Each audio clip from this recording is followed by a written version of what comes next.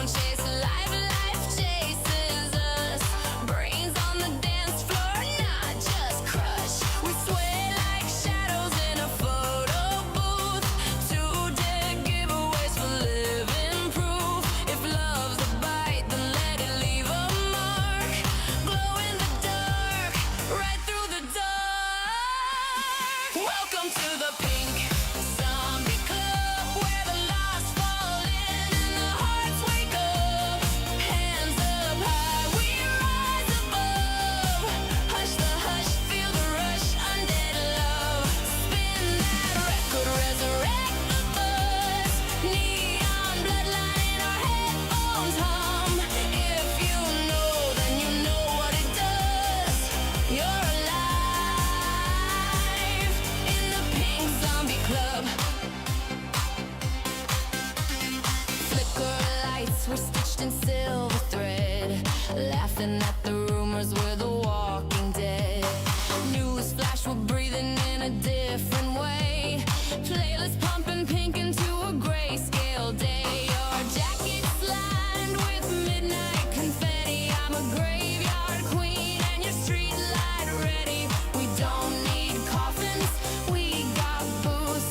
Lip sync truce and ultraviolet proofs. We kiss like rumors over echo drums. Turn skeleton keys into sugar plum. If fear's the lock, then love's the spark. Glow in the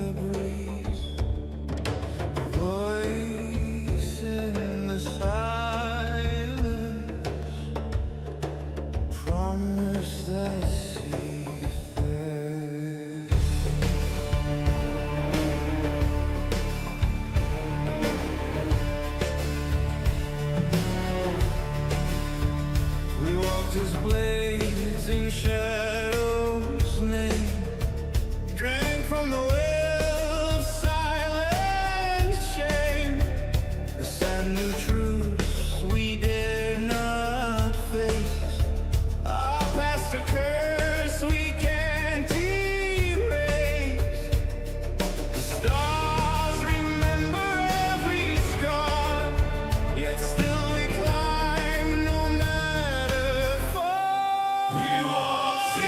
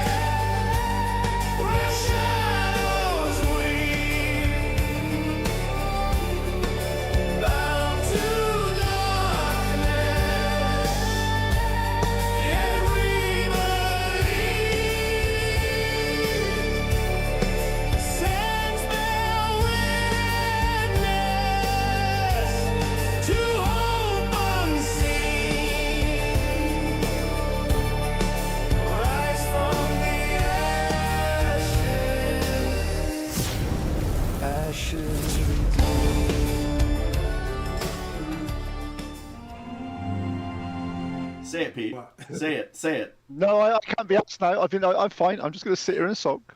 Oh, sorry, we're live. Okay, sorry. All right, welcome everybody to Sunday. MOM is not home, so I have this guy in my lap till MOM comes home. I'm not going to say the word, or he's going to lose his mind, but he misses somebody that's usually here. So welcome everybody to Red Wizards Rise.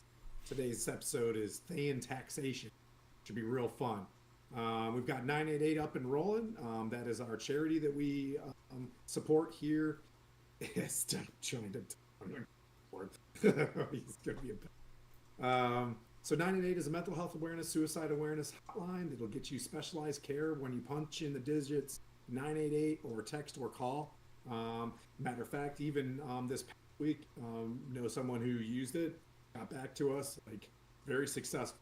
988 is one of those things where just like 911, when you're feeling like you're going to hurt yourself or something like that, you dial the number and they'll get you out of it. But what I do recommend is you always use these type of things as a preventative measure. As you're going down the slope or you're starting to feel overly blue, you can hit 988. 988 is available in Canada. I'm not sure if it's in the EU yet, since we have a lot of EU here. So if you don't have the squanch to hit the charity button, one thing you always recommend, just be a good person throughout the week. When you have the empathy stored, the emotional intelligence, reach out to one of your friends, say, hey, how you doing, buddy? And listen to them vent about the awfulness of things that are going on in their life, and just be there to hear them. You'll save a life. Subject to that, this party is back in the Sunrise Mountain. Pete's going to do the recap here in a second, but we're going to go around the room and introduce everybody. This is Chippy, who just is going to lay on my lap now awkwardly.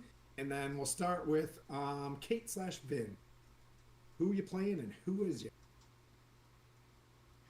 I'm like, yeah, we'll do it. And then I'm like muted. Hello. What did you say? Say who my character is? Yeah. Yep, who you are, who your character is, if you got any updates or anything like that. Well, I'm Kate. I'm a English PhD student working on a dissertation. I study medieval lit.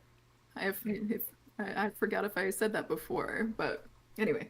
My character is Lavinia Vin Greymere, and she is an Eldritch Knight. And got some ties to the Raven Queen. We'll see. Well done. Over to Skylar. Hello, everybody. I'm Skylar. I am clean shaven now for the next couple weeks. I know. I'll grow it back. Don't worry.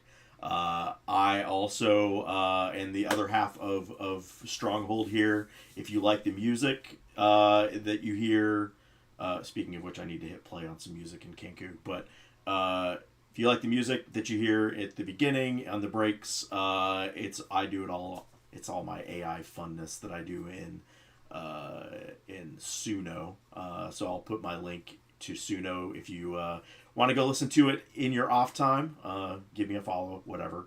But I am playing Sylvaris Wormshade. I am a paladin. The music lacks beard lately. Thanks, Bart.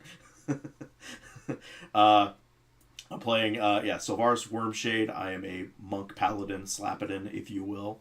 And we are in the midst of my goddess. And that's it. So I'll ship that over on to Pete. Okay, my name's Pete. I'm the other one of the other DMs in Stronghold. I am playing today Paladin Warlock called Kel, or Caliston, and he's a little edgy vengeance paladin that is learning that not all those, he doesn't have to act constantly in line with his vengeance. He needs to reel it in a little bit and learn a little bit and read the room. He's getting there. It's taking a little bit of time. He's not used to it working with other people. And also his patron on his warlock side is his spear.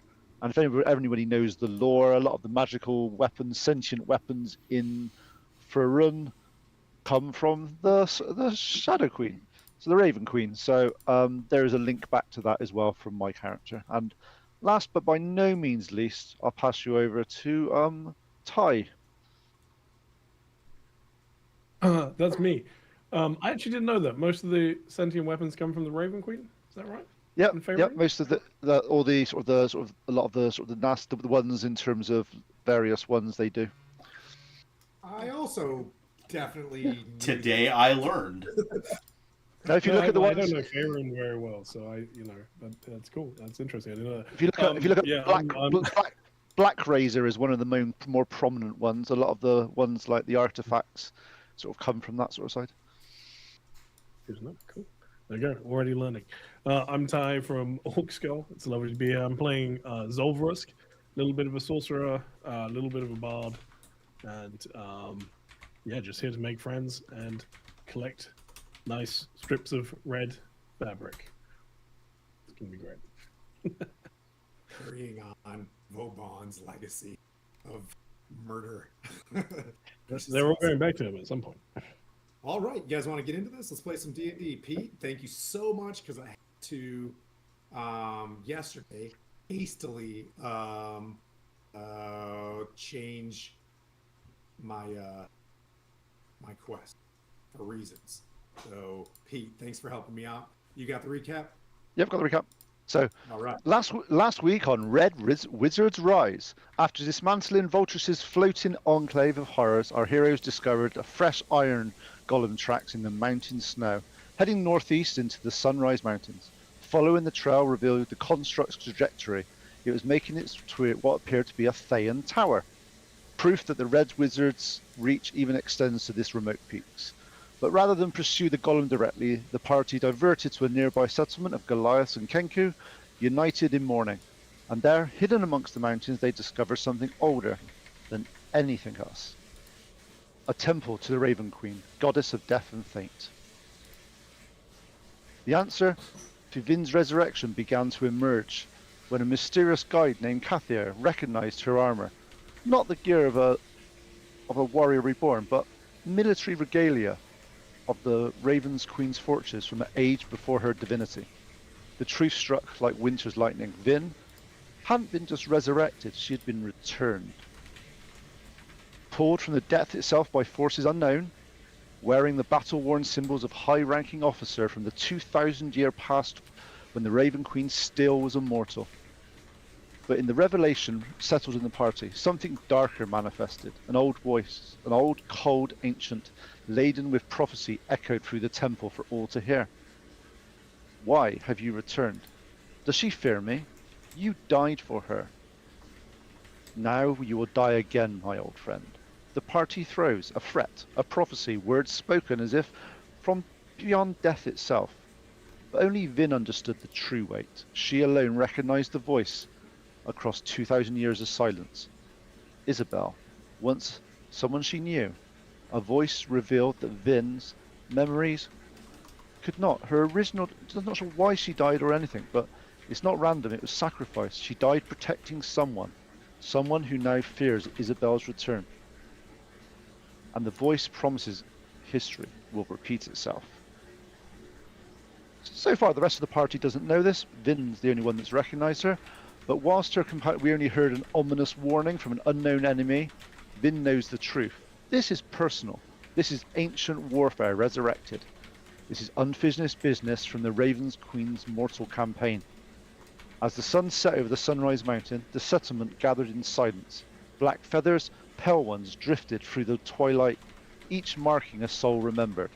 The Kenku mourned their fallen, whilst Kel placed his own feather upon the wind, standing there in the very temple where Vin's past came flooding back. Somewhere beyond these peaks, a Thayan tower operates. The Red Wizards building their infrastructure whilst ancient conflicts stir in these sacred halls. Will Vin reveal who spoke the prophecy? What connection exists between the Red Wizard's tower and this ancient temple? Who is the mysterious she that Vin is protecting all these ancient wars? Hopefully we'll find out this time on Red Wizard's Rise. That was brilliant. Wow. It's a nice, crispy family advantage. So, That's cool. That's good inspiration. Thank you so much. So the questions that he said there, keep those in the back of your mind. Because Zal, I'll kind of go around the room and place you guys where you are as we enter this thing. Zal, you had a fever. You came out of the portal, right? And I sent some messages. The smell of these mountains, it's like returning home for the first time when you were a child. Like it hits you immediately that like, whoa, like this is very familiar terrain.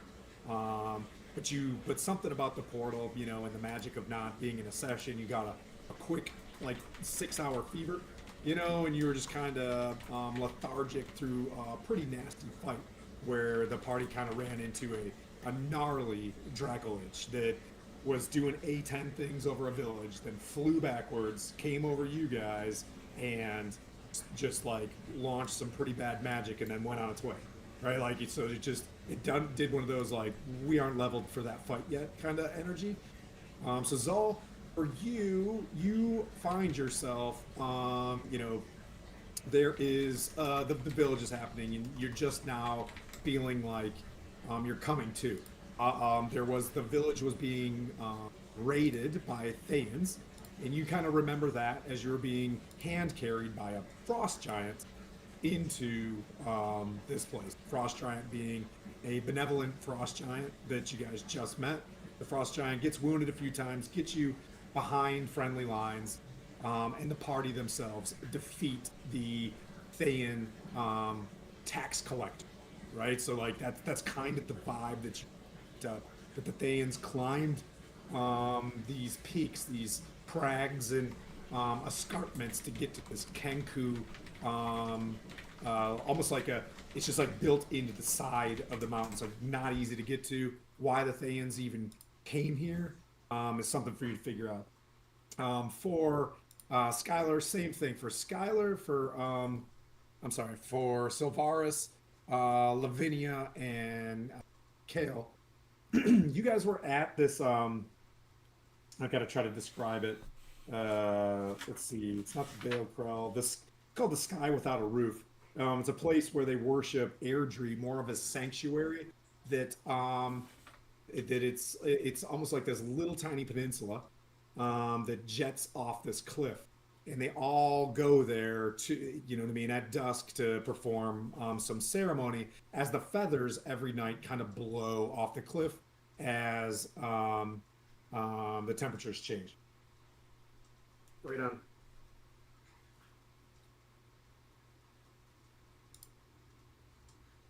Had to close the door real fast. Okay, so I'll kind of read into this a little bit, but there's a ritual going on that begins, and I'll kind of describe it, and I'll describe the town for Zal as well, since he didn't hear it.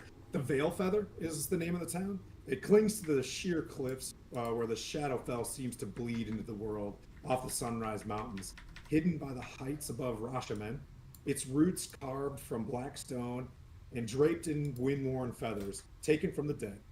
No sound is made without purpose. Every footfall, whisper, and toll is a stolen echo offered in devotion to the Raven Queen, keeper of memories and endings. And at this moment, at dusk, the Kenku gather in silence as pale feathers drift from the heights, now mixed with the feathers of the recently fallen.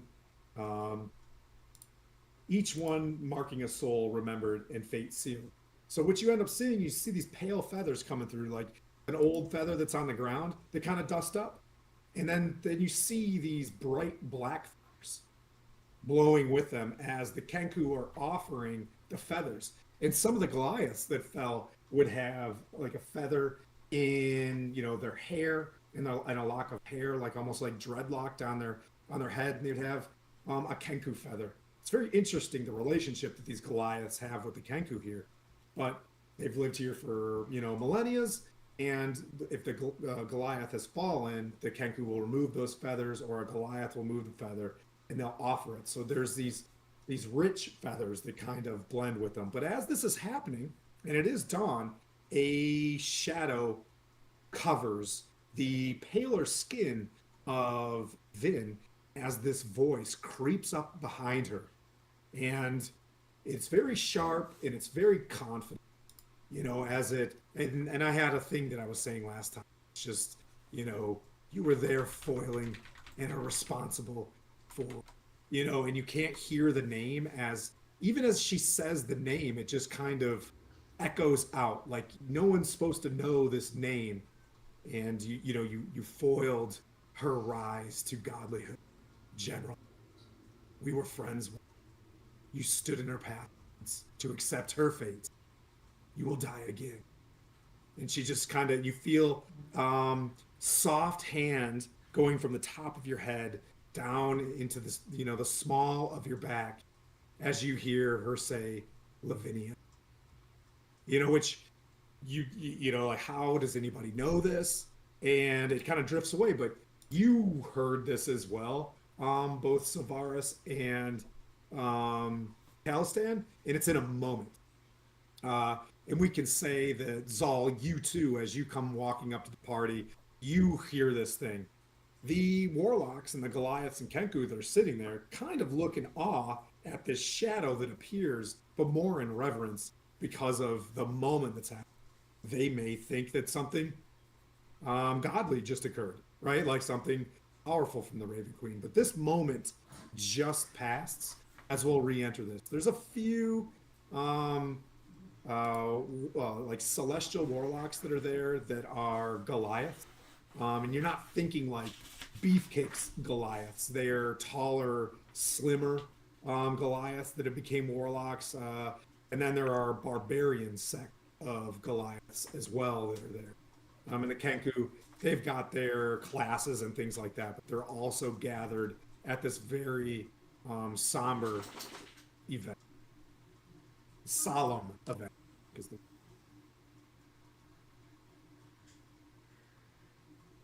Vin, I'll let you digest that and you kind of jump in because this just occurred. And let's not forget that we're playing Dungeons and Dragons, and there's good times for improv, and there's also a time to be like, wait a minute, tell me how I felt, tell me who that was, you know what I mean? And we can roll for it. There's things that instantly in your mind, it just from the touch that this was Isabel. And I'll let you craft your relation with Isabel as it was very, very friendly relationship. You feel an instant sense of shocking treachery is what goes through your mind. Like something that nobody expected at all. And it's just, it could bring sorrow. You know what I mean? It can bring embarrassment because of your duty to your previous queen. But these are the feelings you can choose from. But it definitely a shocking betrayal from a very close ally from thousands of years. So she heard it, but we didn't. You heard it. You all heard this voice. Very confident. It doesn't want to even. It doesn't want to be sneaky. This person's the power.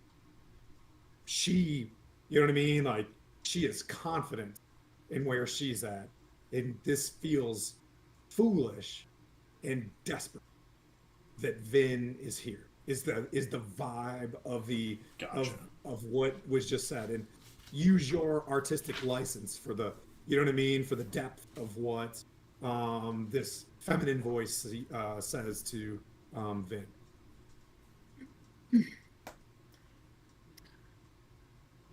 Well, Vin is just kind of, taken aback, and she's gonna look over her shoulder and see if anybody's actually standing behind her, because she felt the touch. Yeah. She heard the voice. Okay. You see like a now imagine if the mist like held an image of a face for just a but you see kind of the bone structure of like an elf, like a very thinning, strong, bone structure of a female, and it strikes you with familiarity. You've been around everybody here, but you feel, even though it was 2,000 years ago, that this was moments ago. Like whatever just occurred was literally 2 months ago that it happened, because this is how long you've been, you know what I mean? Like in this weird phase of being reborn. But you see like a shadow kind of fall away. It's interesting the power that someone has to be able to do that, right? Like be able to drift in, just give you a quick phone call. I'm here. I feel you. And then just kind of leave. Yeah, I feel like as soon as she saw the face and felt that like the feeling of betrayal and treachery, she's going to like swipe at the shadow, and it's probably already like dissipating at that point. But Yep. and she's gonna kind of quickly look to the others, and just kind of the look on her face is like she's not super emotive, but she looks a bit shocked, and she's almost like looking at the others for confirmation. Like, I'm did like, you see the same thing? well, did we just hear that? Who said that? Who talked? Who said that? As we turn around, Is it because obviously we didn't feel the hand, so we just go. Who said For that? you, for you, Kale, your spear gives a sense of the same treachery. You feel the same feeling of a betrayal, and you hear distant sounds of the wheels of siege engines, battles occurring, that gives you a sense that that was the foe of who you are, who this weapon protects. I'll sort of go.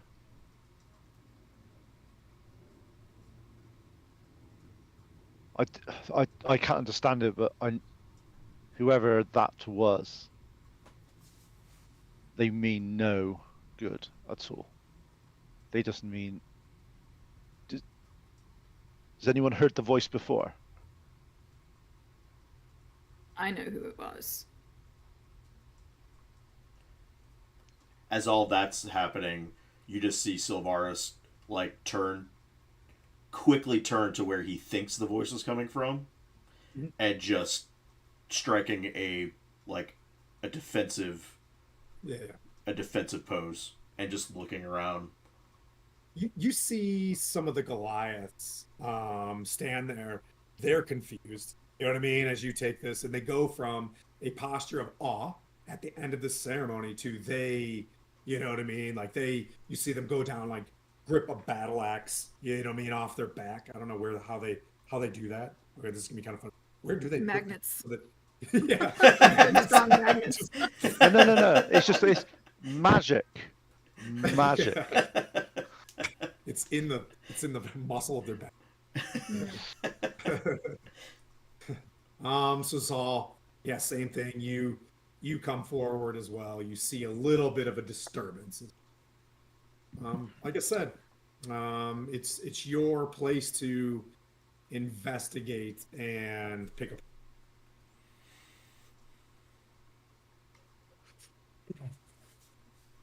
I mean, I think at least from Zoe's point of view, he's sort of just woken up, maybe a little bit groggy. So he's gonna walk in and just watch everyone for a moment and try and sort of mentally trying to catch up on.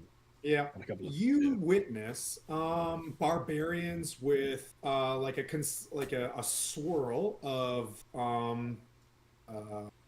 pattern, like a swirl tattoos on them.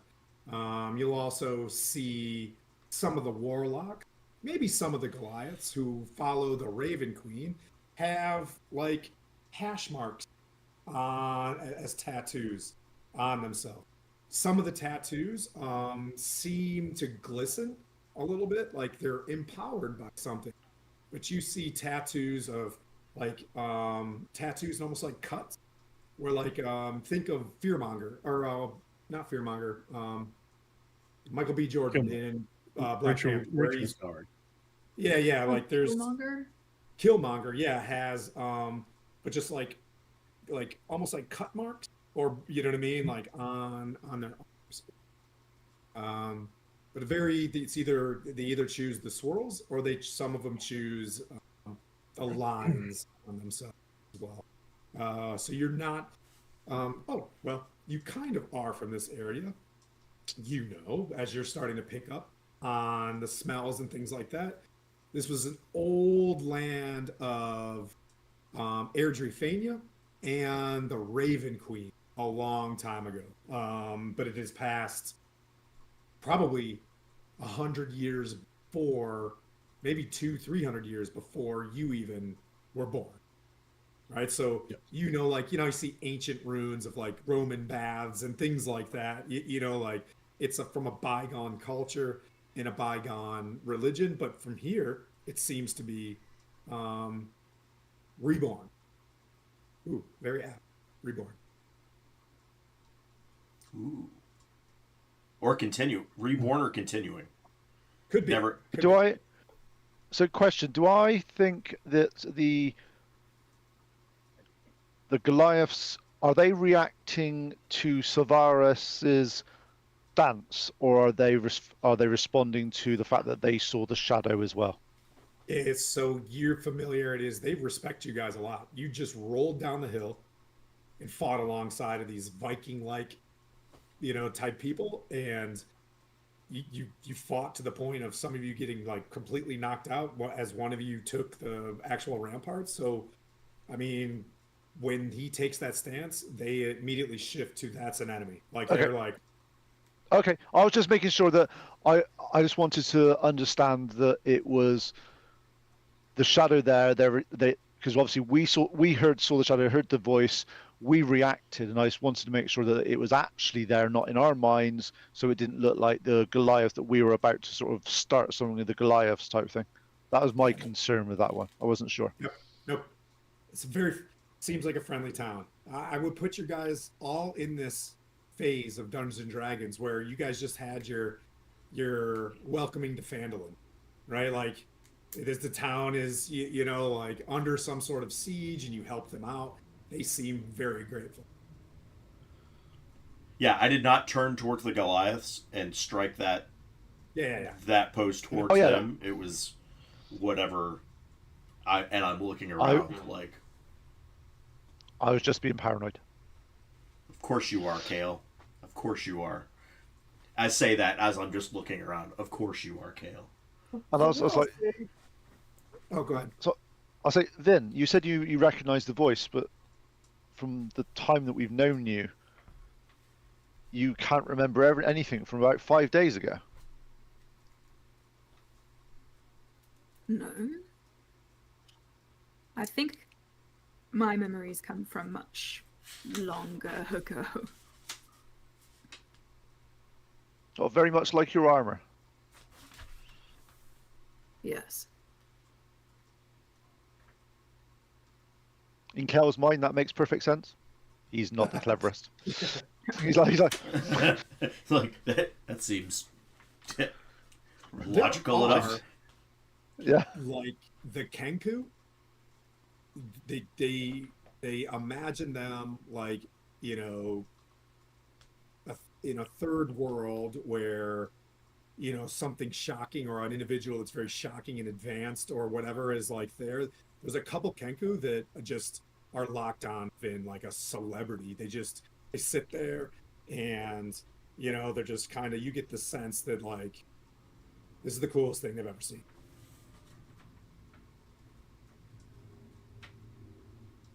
Whilst that's going on, I just want to concentrate on my spear and go, what the hell was that? And how I understand that you have amity towards that, but how am I? It's a shadow. How am I supposed to deal with that? Well, we should probably try to figure out where it came from.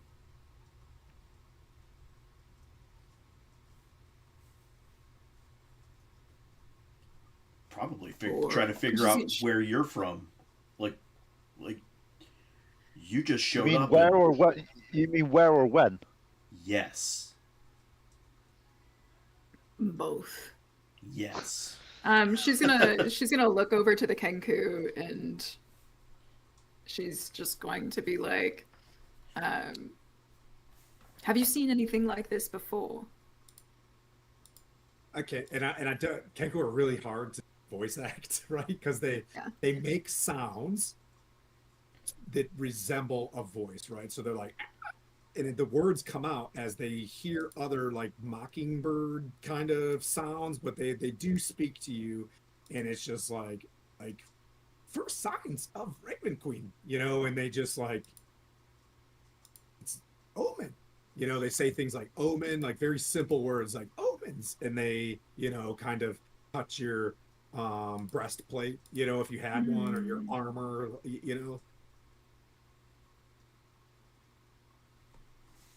Omens. What is I that? don't think. What does that mean? So yeah, as you say that, there's a That was more to myself. Yeah. Omens. What does that mean? What omens? The Raven Queen does not show too many. You hear from a bald head woman. She's taller. Got a black cloak. Think of like a friar's cloak, right? Like a friar's clothing, but it's pitch black, with a gray like acolytes rope around her waist. She stands roughly 8 feet tall, almost like a Nassage Ventress, kind of if you Star Wars, because the tattoos on her forehead are very Thayan as well, right? So there's like Thayan marks on the forehead, and you guys have seen Vauban before, but she keeps her head cleanly shaved as well.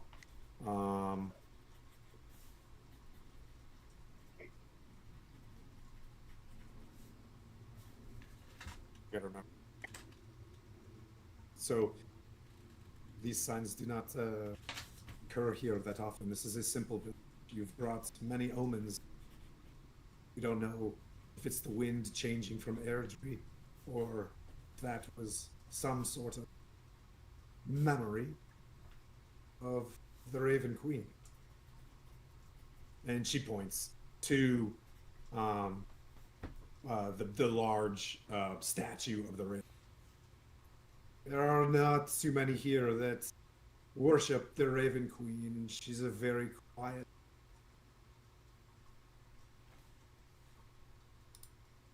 Well, Very neutral. We are Celestial Warlock, provide healing and defense of this cairn. And you can see where this place is perched very high. It was tough for you guys to get here yourselves, but we kind of movie magic that.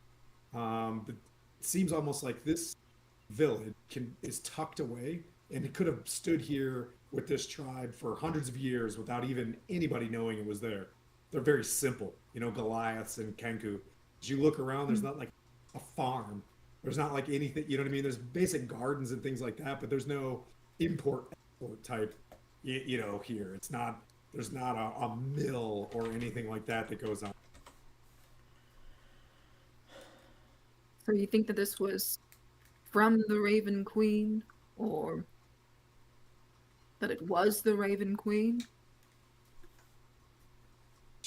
We can only pray on it, but there was no clear signs from. And this is a village, right? Like she seems like some sort of shaman-like warlock, some elder. And she's like, we haven't seen it this strong, but when the witches come soon during. Sorry, I jump back and forth in my notes a little bit. Soon, the day of the still ascent will come within a week or so, like we'll say a fortnight, where the winds fall silent here at dawn, and we honor Aerdrie, Fania, and at dusk the faithful to the Raven Queen burn their black. One of the witches from Rashomon usually takes a mission.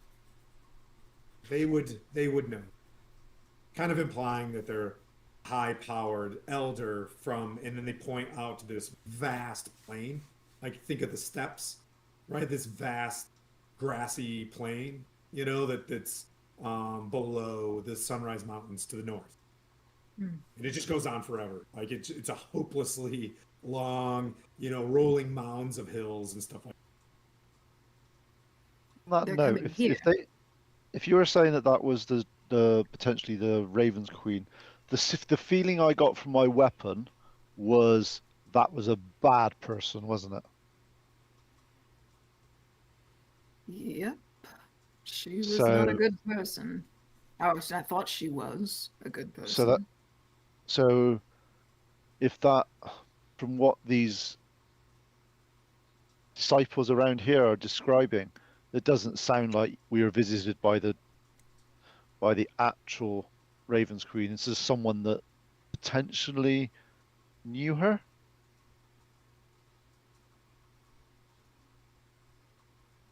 But who knows gods? No, gods don't walk amongst us. What's this? This is not for run. Oh, wait. Sorry.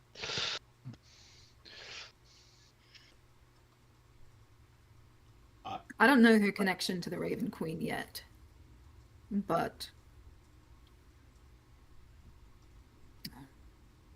if she is who I think she is, she used to be, or is, a woman named Isabel. She used to be my friend. Friend? I got a But quizzical look looking at Vin now. Now that she said that, because friend and bad, and does that mean that you, when you say friend, as in you acted like her, or she's changed? she changed.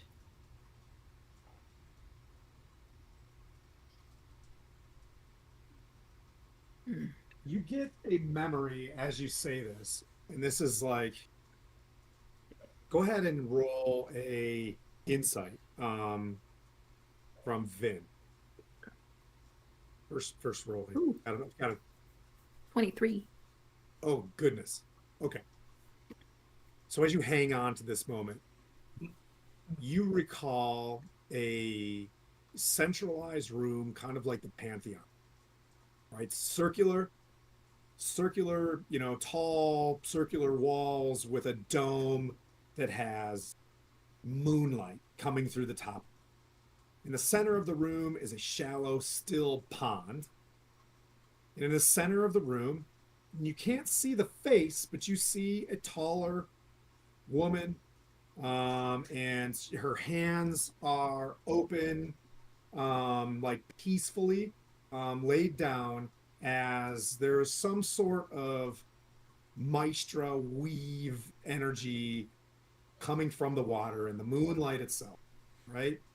And you can feel her starting to rise from the water, and this individual has immense power. You don't see a ritual that's like mechanical or chaotic. It seems like whatever is happening is accepting her to an ascension to something. And you're standing there, a room of maybe 5 or 6 people are watching some sort of ascension for a person that it's literally magically blocked from you recognizing or remembering a name. You ever just, a word in your thesaurus goes away and you can't remember the synonym, you know what I mean, to something, and it's gone, just gone from your mind. As you look at this individual, you hear a voice going from a soft friend to a cackling, this is the moment, as a beam of, powerful bolt, like a ray of something, a ninth level power word, like occurs, right? You hear something horrific come from the like a power of a friend that was an archmage. You look back, you see a drow in white priestess's robes with white hair, very attractive and calming, but her face snaps, her teeth becomes, jagged and vile. You've never seen a reaction like this before, but it looks like a surprise. It looks like calming in waiting for a moment. As she strikes a power word kill straight into an ascension, and you somehow dive in front of this.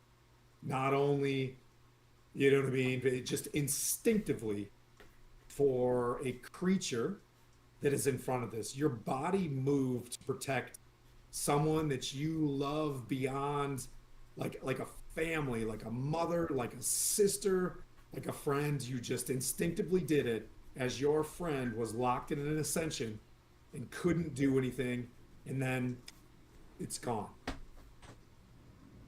You don't know why, you don't understand, but there could be just an anger, and you know that something disrupted as you were pushed into this ascension. Something was disrupted as you fall. You see your friend above you just magically, it was forming up in like silver, light, and it just falls to a little bit of a shadow, and she disappears in like a booming, echoing, like, like a quiet explosion.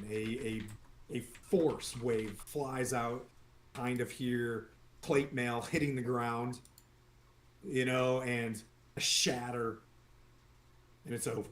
Everything's over. That's what you remember being involved in. But that's a 23. You know what I mean? So it comes back as an insight, like, hey, that person's rotten. Yeah. Uh, I mean, at this point, would she have, like, seeing this happen, like, clearly she's at an ascension where, like, she has to recognize who this person is. Like, she's got to know who this is, and can she kind of, like, piece these things together, the association with the Raven Queen?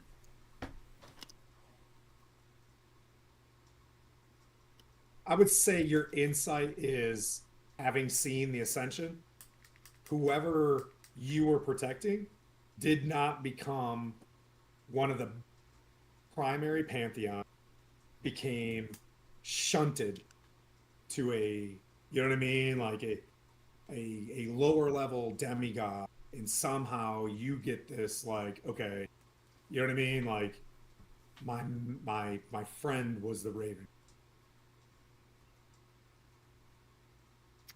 And it almost pains you to have to say Raven Queen because you were very familiar, and others gave her this name. Right.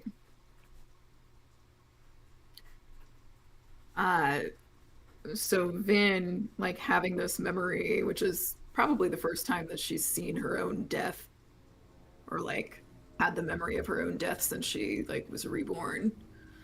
She's just going to be, like, pale and quiet and Yeah. kind of keep it to herself for a while and just digest on her own. I think even at this point she might leave the Okay. place If where you they're. do walk off, you do see there are other folks sitting kind of by themselves.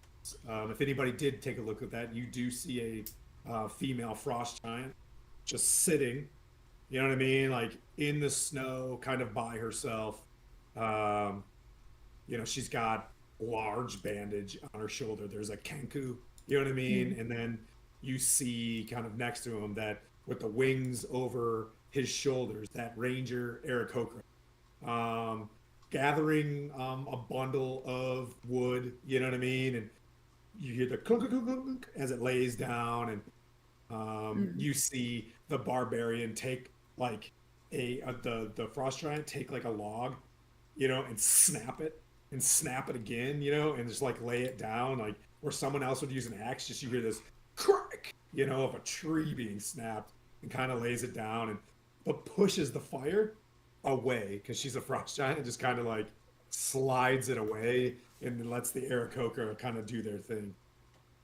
Whoa, Vivi, welcome back. That's me. Oh, I'm thinking Vivatara. Sorry, my bad. I was like, oh, there's another one. I was like, no, that's me. I mean, I like how you do witch. yeah, if she's like looking, like she sees them, but she's clearly distracted, and she's going to try to like distance herself. Okay. There's parapets that you can go. The wall that was there, you can kind of do the general thing where you put your hands over the, you know what I mean, the wooden parapets and kind of just look off into the, you know what I mean, into the, there could be a, you know, Kenku pulling guard, not disturbing you. You know what I mean? Kind of one of those Right. things. Sure, She'll wherever you probably go. just go do that and go look. Okay. Real quick, I have a note from the last session, something about the Song of Dawn and Storm. What? It, obviously, I like Sylvaris doesn't necessarily know anything about this, but what exactly was that a reference to? From, you heard Wasn't that the from, forgetting? Yeah, pretty Kaelor much? Sky Talon. Kaelor Sky Talon is the Aarakocra. He's a ranger, and you notice there's Kenku all around here. And this ranger kind of said, "Hey, I'm from the south." You know what I mean? Like, there's more, Aarakocra to the south. He's like, think of him like Indiana Jones. He's an adventurer trying to find this thing he read about a long time ago. People say it doesn't exist, and he was out here looking. Or you can go talk to him again. It's fun RP. The more repetition you do it, I had just Song of Dawn and Storm known by Vin. So so he's looking for that. Vin knows about it. Somehow. No, Vin I don't think knows about the Song of Dawn and Storm. That's what I had. Can't remember. I had that written down. You? Okay. But I had that written down. I just wanted to verify ish. That's my buddy Kurt. Yep. Maybe she did because it was an ancient song. Maybe that's how it was, and it was something that was common then, but also gone to the memory. You know what I mean? Like when these cues happen, they only, I would say, frustrate Vin because it's like, I know it, but being reborn wiped the blackboard. You know what I mean? Like, you know that was Isabel. You saw it from the inside. You hear some things from the past, and it's frustrating because you're like, I don't. Like, even this location, if you remember from the last session, this location seems familiar, but the stone has turned to rock and things like that. It has drifted away for so long. It's been windswept for so long that the 90-degree ankles are like completely rounded to the point of like looking like boulders. Mm-hmm. Oh, that ancient. Thousands. Holy shit. Thousands, okay. Yes, in the thousands of years ago. So it's if she's like looking around, would she start to put together like, this is a place that I've been before? Yep. But I would say as soon as you look at something, it's gone, so you're like, you know what I mean? Like, you'll kind of look around with a 23 insight and it feels, you know what I mean? Like, this used to be a tower. This used to be an old heap of something back in the day, but like, you can't, you don't know, almost to the point of like a headache where you're just like, can't even, you know what I mean? Like, I don't want to deal with this right now. It's too overwhelming. It would be extremely overwhelming. But having no memory at all is kind of overwhelming too. So to use all. Oh, go ahead, Kale. Obviously, I'm going to let Vin. I recognise that look is something that a lot of sort of warriors get, that they need to be alone. That is definitely a sign of just leave them, sit and talk to them once that time has passed. But seeing as Zol's back on his feet and recovered from his bout of influenza, of whatever type it was that made him disappear momentarily from the group,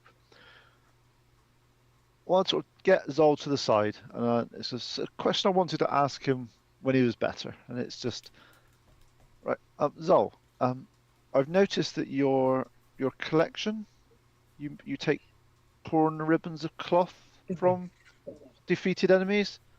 Is there a reason, or is this tied to your training, or is it something personal? I'm just interested, just to see. I'm feeling much better, thank you. Well, obviously you're here, but it's just this ribbons. What? What's the significance? It was not I that started this. It was Vauban. So I'm just taking the ribbons back to him once we return there, eventually.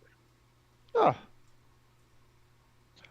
I must have missed that with Vauban. Sorry, I was too busy trying to make sure I was okay with him. I don't remember that with Vauban either. No. Thanks, That's Saul. 100% a thing. I'm gonna take that inspiration. Like, I don't remember that either.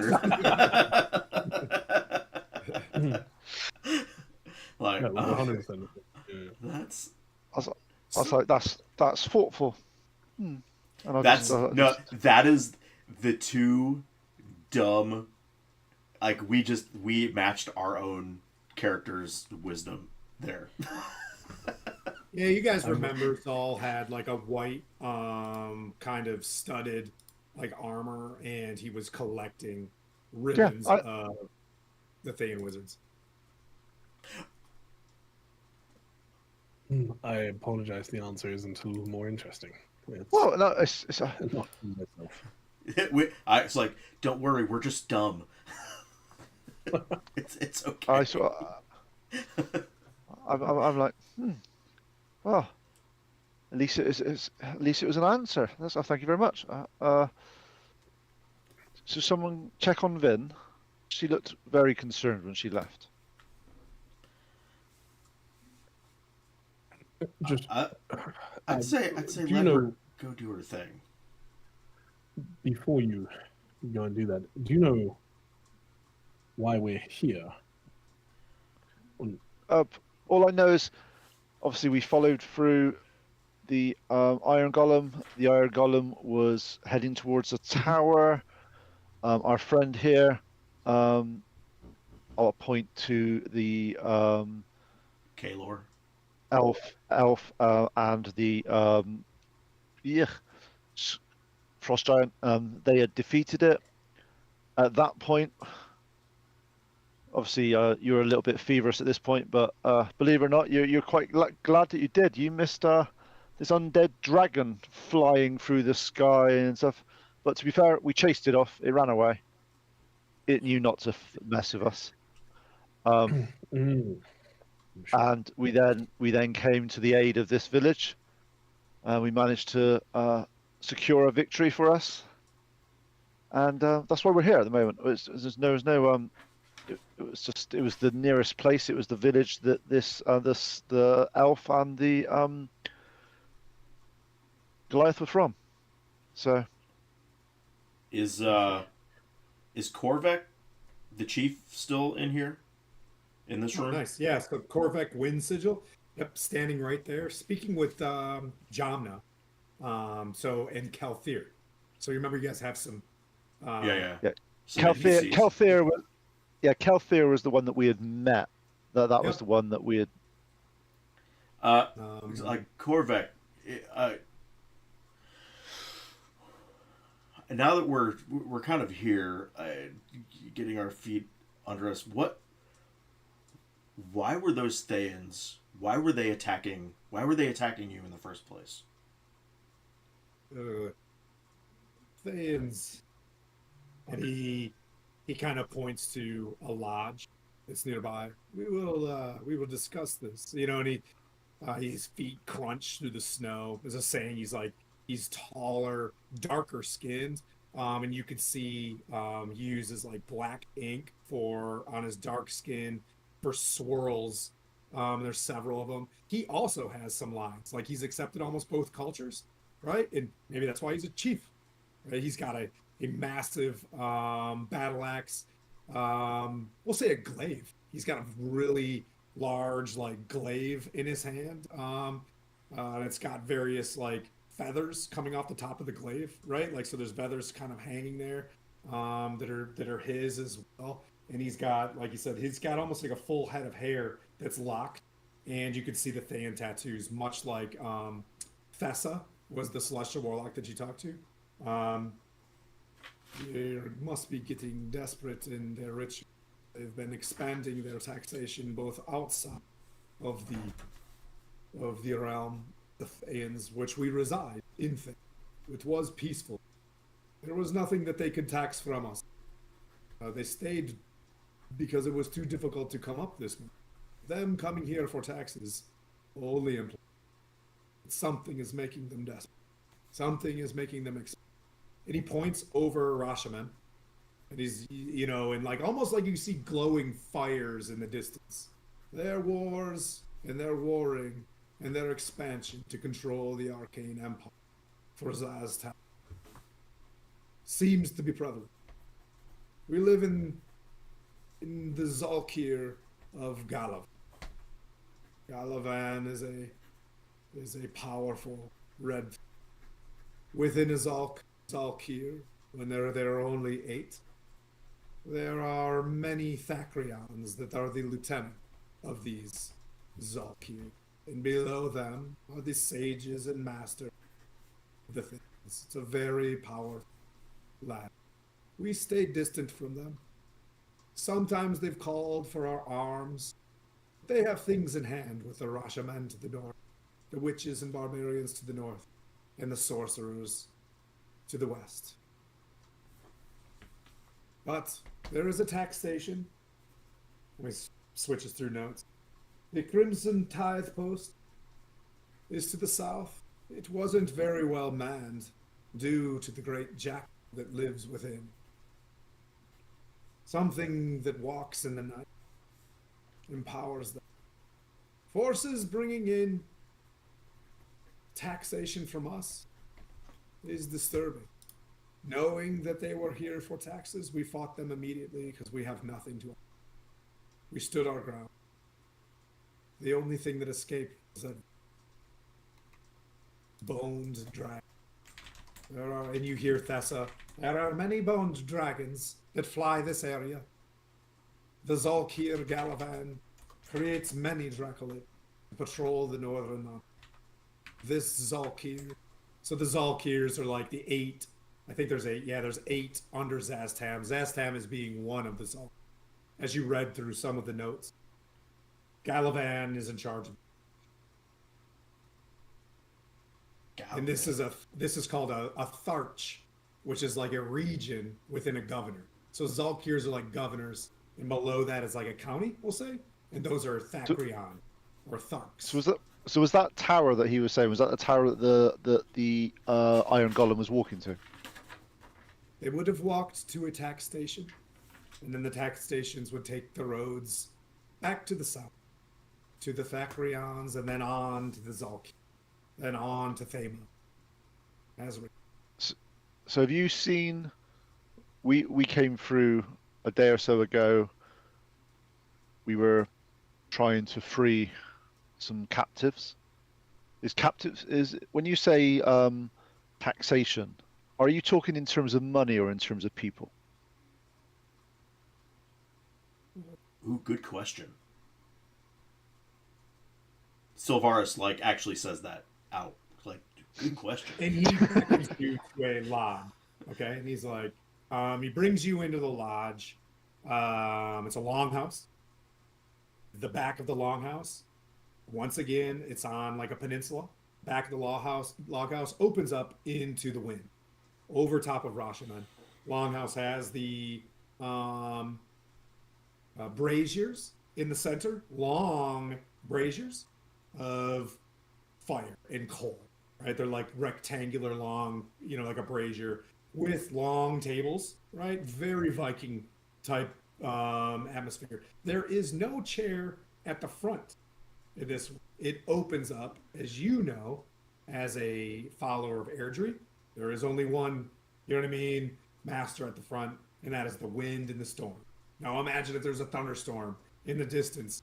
You get this chill, Sylvaris wow, this is the spot to really worship Aerdrie or follow Aerdrie.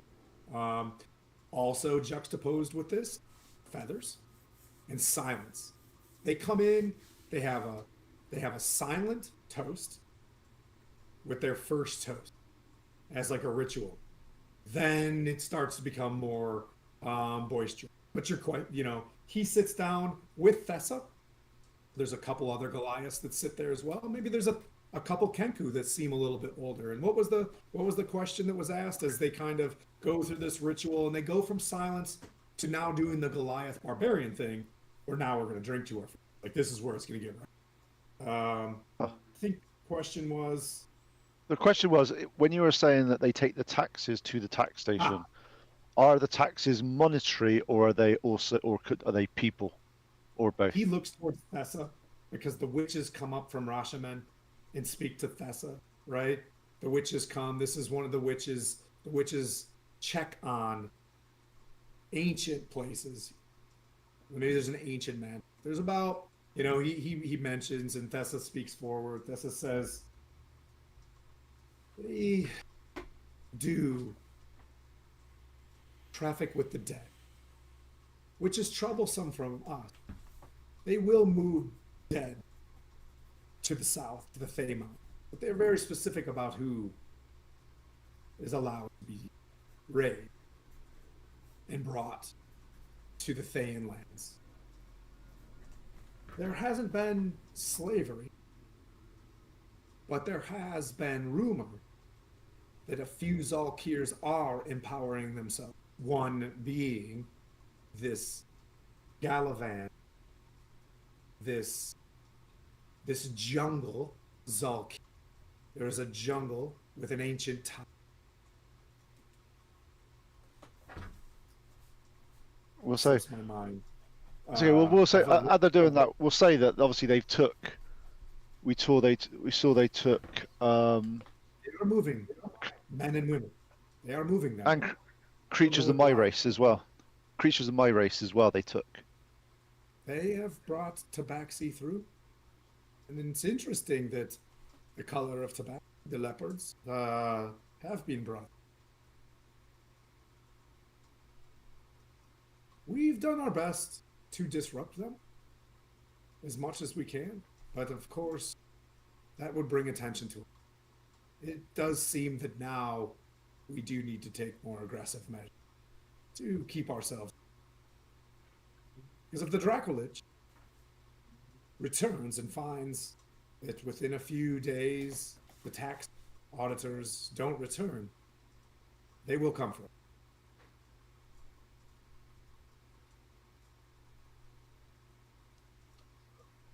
So if we, as you say that, I'll turn to Savaris and Zol, and go. We obviously fended off the Dracolich. The Dracolich knows that something's different here that wasn't here before. If we take out the tax station, would they be more interested in why that happened rather than repercussions to this village? Possibly. We have to keep them away from here. But if there's one Dracolich, and I'll go back to my dream, and so it's like I saw this place, not this place specifically, but just swarms of Dracoliches flying around snowy peaks like this. So if there's one that size here or close by, there's got to be hundreds more somewhere else, not too far away. Also, what choice do we have at this point? If we don't take the gaze away from this village to somewhere else, this village, this peaceful, this sanctuary, it won't stand up to a Dracolich. Oh, I agree.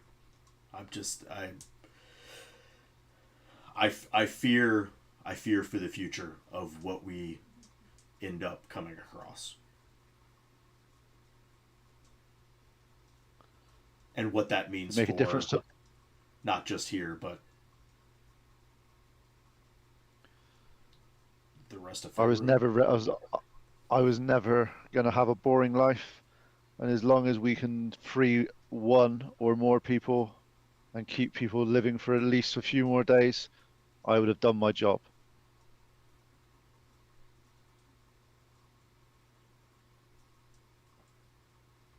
That's fair.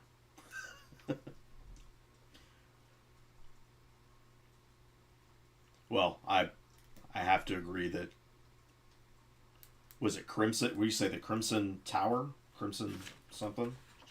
Yeah, yeah, Crimson Tower. Crimson tithe Tithe, the Crimson Crimson Tithe. Tithe. doesn't mean that we didn't bring our tithe. They just wanted more. Korvac say, we would bring the tithe. You'd be surprised, as evil as this place seems to the outside. If you pay your tithes, it does function. So why were they attacking you? It seems, as you've noticed, with like they're just now getting to the point where, with the air coker that arrived, that they're starting to realize that they're starting to look for like humanoid flesh more than they're looking for gold. They mentioned that normally they'll take spell components. Sometimes you can speak a whisper and a memory into a vial, and they will take that as a taxation, a secret they will take as power.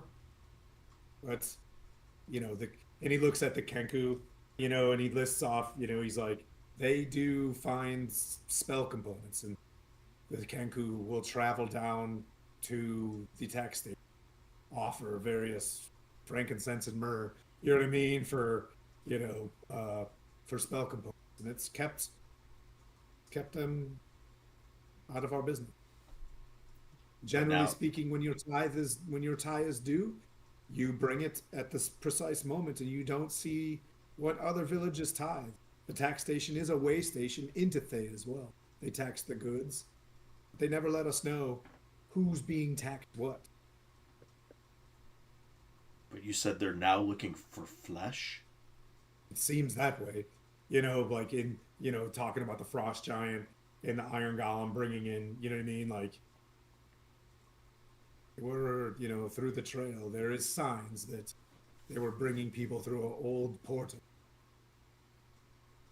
It is now doesn't work. So you are very brave, and you've changed. Yes, the tax station is a great threat to. It is one of the most northernmost tax border points into Rashomon. If it falls, you'd be doing a great deal against Thay. You'd be pushing them back. We must warn you. There is a power there. You don't just take a Thayan tax station if you are not very strong. Whoever walks the night, keeping that place in power. There's a great laughter comes out at night. A vile chaos.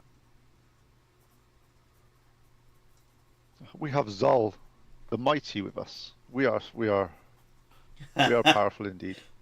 Zal, it does for you as you watch maybe an hour or so go by of some of these rituals. Zal, you see the barbarians, the Goliaths, start carving spiral runes into the stone wall and to their skin as well.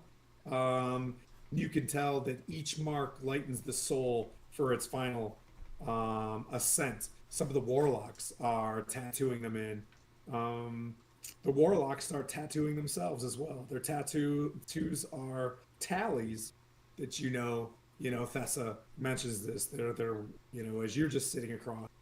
They're not tallies of kills, they're tallies of deaths witnessed. Each mark is a vow to remember what has been forgotten.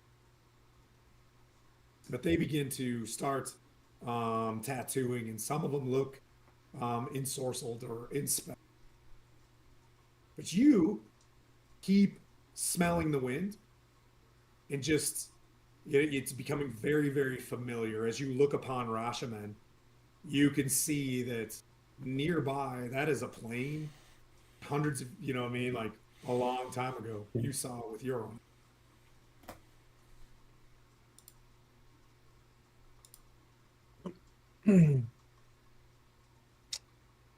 Callison, are you sure?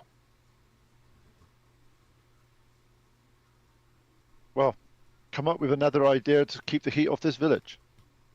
I know I'm simple and I'm direct, but what other choice do we have? Not quite what I meant. I think the other choice would be just leave.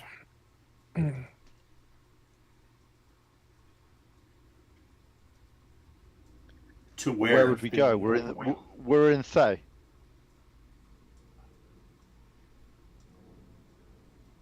Yes.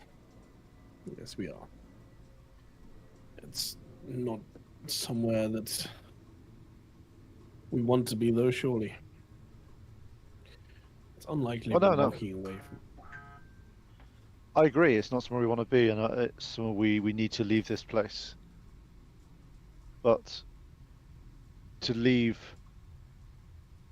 and not make a difference isn't. If we leave now with not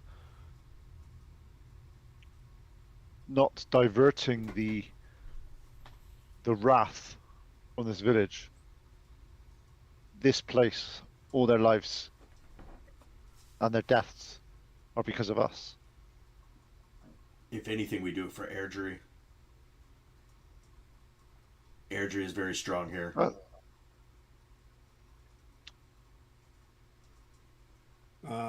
One of the Goliath introduces herself as Asha Cloud's wife of Corvin. And she's got many tattoos. You know what I mean? Like they're on her neck of, swirls that look like wind. And Asha sits down. Aerdrie has whispered, forgotten over time. Saying her voice too loud. Bring others' attention. So we stayed here. Quiet. Reverence of her winds. But I do feel, as she closes her eyes, she's like, I do feel the wind change. At this time, the Aarakocra comes in. He's got, bluish feathers. He's got, the Robin Hood cloak, with arrow quiver on his back, also kind of on his hip as well. Many arrows. Not many arrow tribes. It's not the orcs, but like he's got. Oh yeah, Thay, shout out. Anyway, so he comes in as well, kind of overhearing some of this lore, and you can tell he's big on Aerdrie as well. As a matter of fact, around his neck is a, the like it's like a three swirl. Trying to draw it in my mind, it's just like a, just a swirled necklace. And use your artistic license to decide what makes amazing, art on around his neck. And he sits down as well. He places his bow on the table, grabs an ale, silently, takes the first drink, and then, because that's kind of the thing. You no matter what, you stop what they're saying when the person drinks their first drink. It's almost like as if someone were to pray. Everybody kind of stops, watches them drink the first drink, and then they start, right? So everything is always silence first. That's kind of the prayer. But anyways, so he takes the drink and he's like, this is very exciting, as he looks at you. And he gets, he's got various like trinkets and stuff like that, like a compass and, little tools, navigator's tools and things like that, a little pick and stuff. And he's like, this is exciting. I feel the wind's changing as well. Kaelor just kind of sits next to you, and I'm glad that there's others out there that want to see Aerdrie come back. This is great. I've been in exile from her because of us. A storm elf, he says, in our presence. Can you believe it? We thought you were all gone. There's certainly not many of us left, but... And what I would say to folks out there are high elves, right? And a storm elf is like you know what I mean? Like a different regional high elf. It's yeah. They used to be everywhere here. He's got a little book, an old lore book, and you do the montage of him going through the lore book of like, there were storm elves. They had a great city. Vale Arendor is it's like this Shangri-La, right? Like Vale Arendor. It's been gone. I've hunt for the prophecy of the Seven Dawn. There were times where Lathander, Aerdrie lived in these lands. They walked with a name, friend that is lost in time. Her name is the Song, he said. The Song has been gone forever. To remember that name would bring balance back. And he kind of smiles, and there are a couple celestial warlocks that are kind of just rubbing their head, and, like this guy, and he's like, it is true. The Morning Lord, the Great Winds. Hey, Kurt. They were here. What's up, Zal? No, I just thought he said, "Hey, cut," during his speech. Oh. Right. His friend just walked in. There's this Kurt that just walked in. He's a Kenku. He's telling this story, and he's like, "Hey, Kurt." And the Kenku just goes, the song. Yeah. That song. Tim's gay. it's an inside joke from a chat the other day.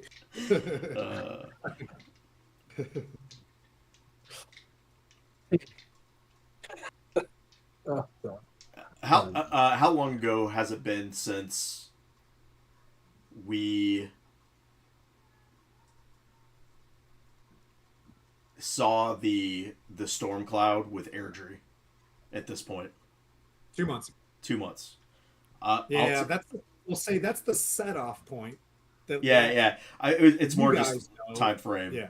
And I want to let them know and tell them the story of Aerdrie, seeing Airdrie's kingdom.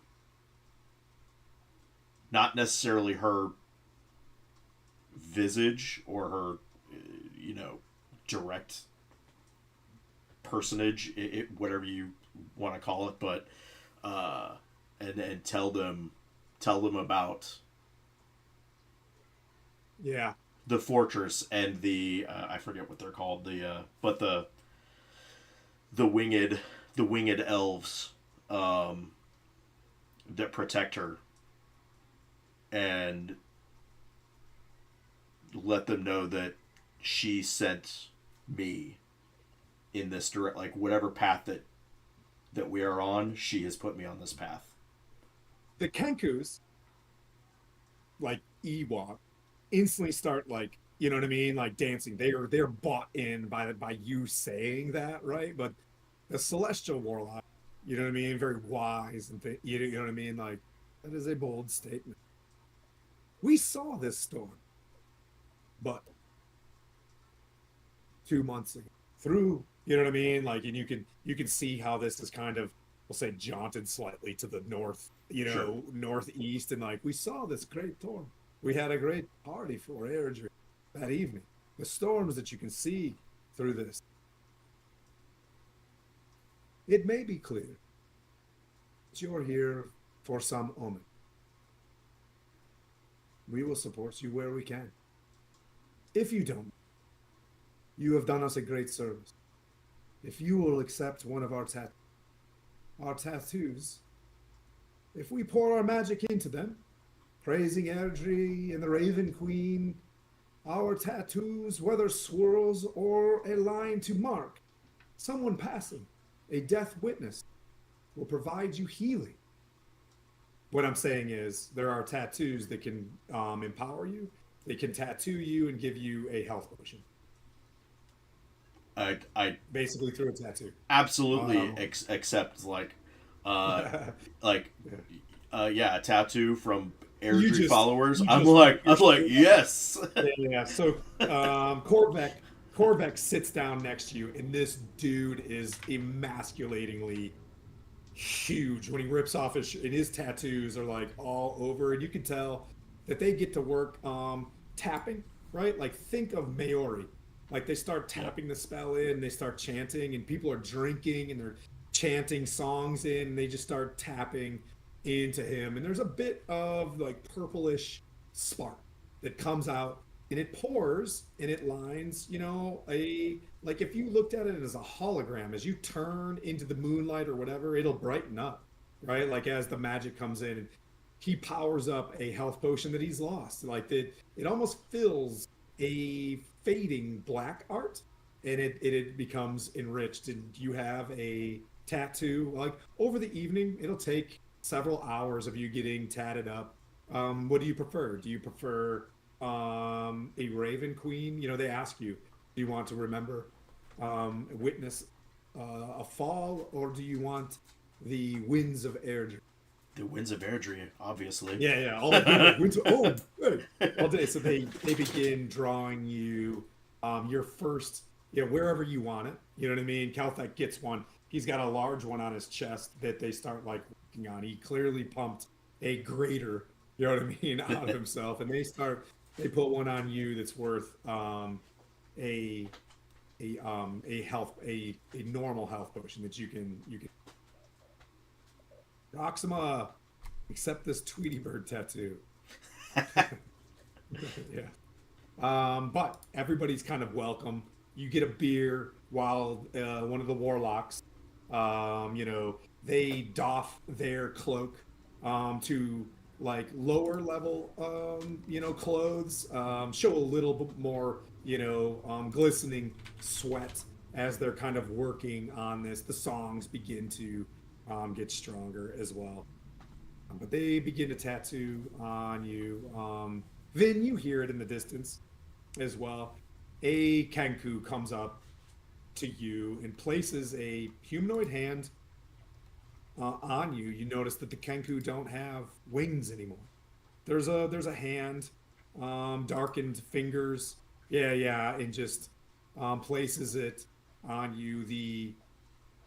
There's one torch where another Kenku relieved this Kenku, relights the torch, sets it up high where you can see out about 50 meters, and the Kenku, stands there with arrows on its back and kind of mans these simple battlements. The Kenku walks up to you, and you hear the cairn getting loud. This Kenku places its hand on its chest and says, Third Knock. And that's its name. You know what I mean? Gives you its name as Third Knock and kind of points at you. Vin, Third Knock. And you hear it knocks, it makes a sound of knocking. And it makes a gesture towards another location that seems like a tavern, right? There's probably 20, 30 buildings here. Ash and Feather. It kind of squawks. And it's basically beckoning you to a quieter kind of pub where you see a couple other Kenku kind of, and it just says like lost many feathers today, and you can see where there might be 3 feathers hanging. It's got one missing in between. And it kind of, come. Yeah.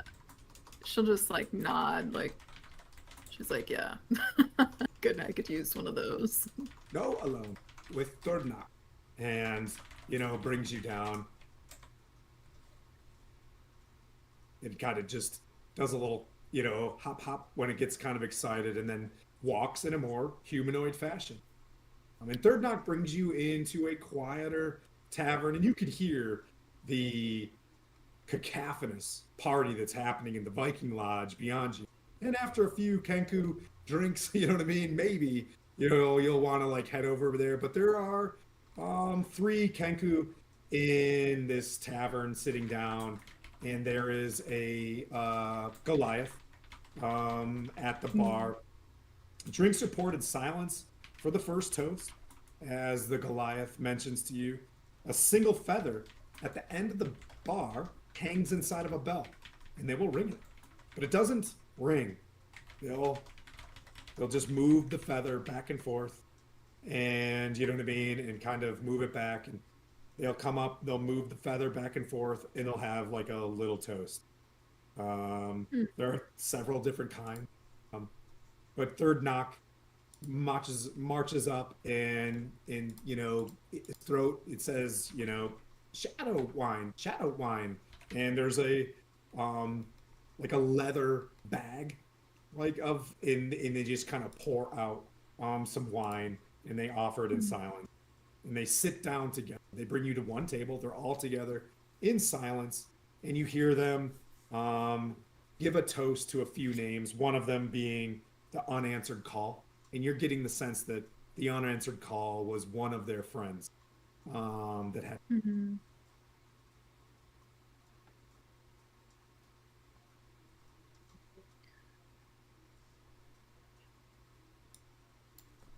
So, she's gonna have the wine with him, and she's gonna just So, yeah, be perfectly reverent, normal to I sit in guess. silence. Yeah, Yeah. perfectly normal. It is disturbingly quiet in the Ashen Feather. You know what I mean? Like it is more pro like Raven Queen ish. They sit Yeah. there and where are you at, Calistan? Been kind of quiet for a little bit. You've been hearing these, questions. You and Zal, you see Savaris go and get his tattoo. Yeah, I'm just talking to Zal and just sort of going, what we've got to do something. I'm just trying to just. I don't want to sit here talking and doing all this. The longer we stay here, the more target we paint on this village's back. So we either act or we leave. I can't see. Why would you just want to leave? If the drinks are already flying, then Zol is drinking. Probably more than he should already. Because I don't want to be in the Thay. Just No, I don't want to be in Thay either. But that doesn't mean we don't break out of Thay in a way that disrupts them. which is a lovely idea, but I think it's more likely that we die trying to break out of Thay. And I'm not quite sure that I'm ready to die yet. Huh. I'm not ready to die either, to be honest, but Are you sure? You This seem very willing. not died yet, and I've done some spectacularly epic things in my life. So,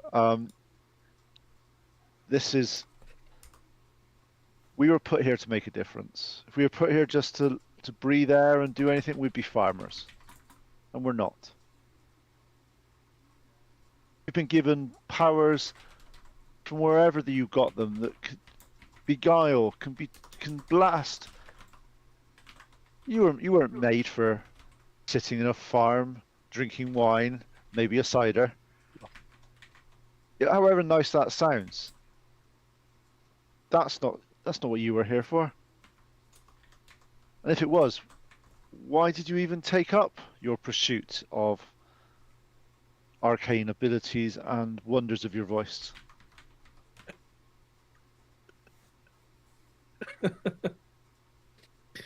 Mostly in order to escape the Thayans.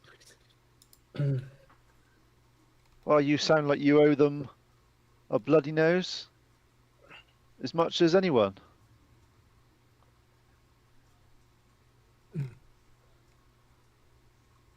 Why don't you like the Thayans? Well, I have my reasons. What are yours?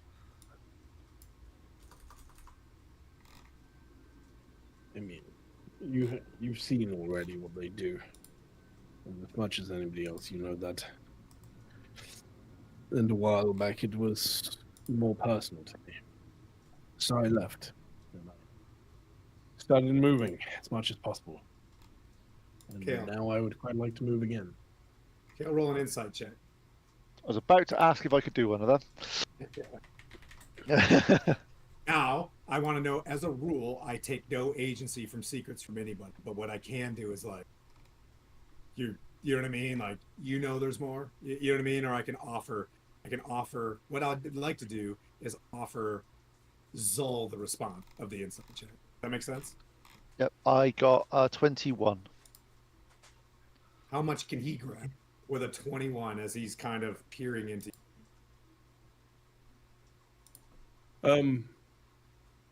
Oh, I have no idea.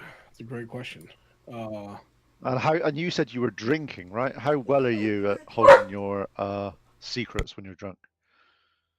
I mean, I think fairly good. I mean, I've got a plus 11 deception base.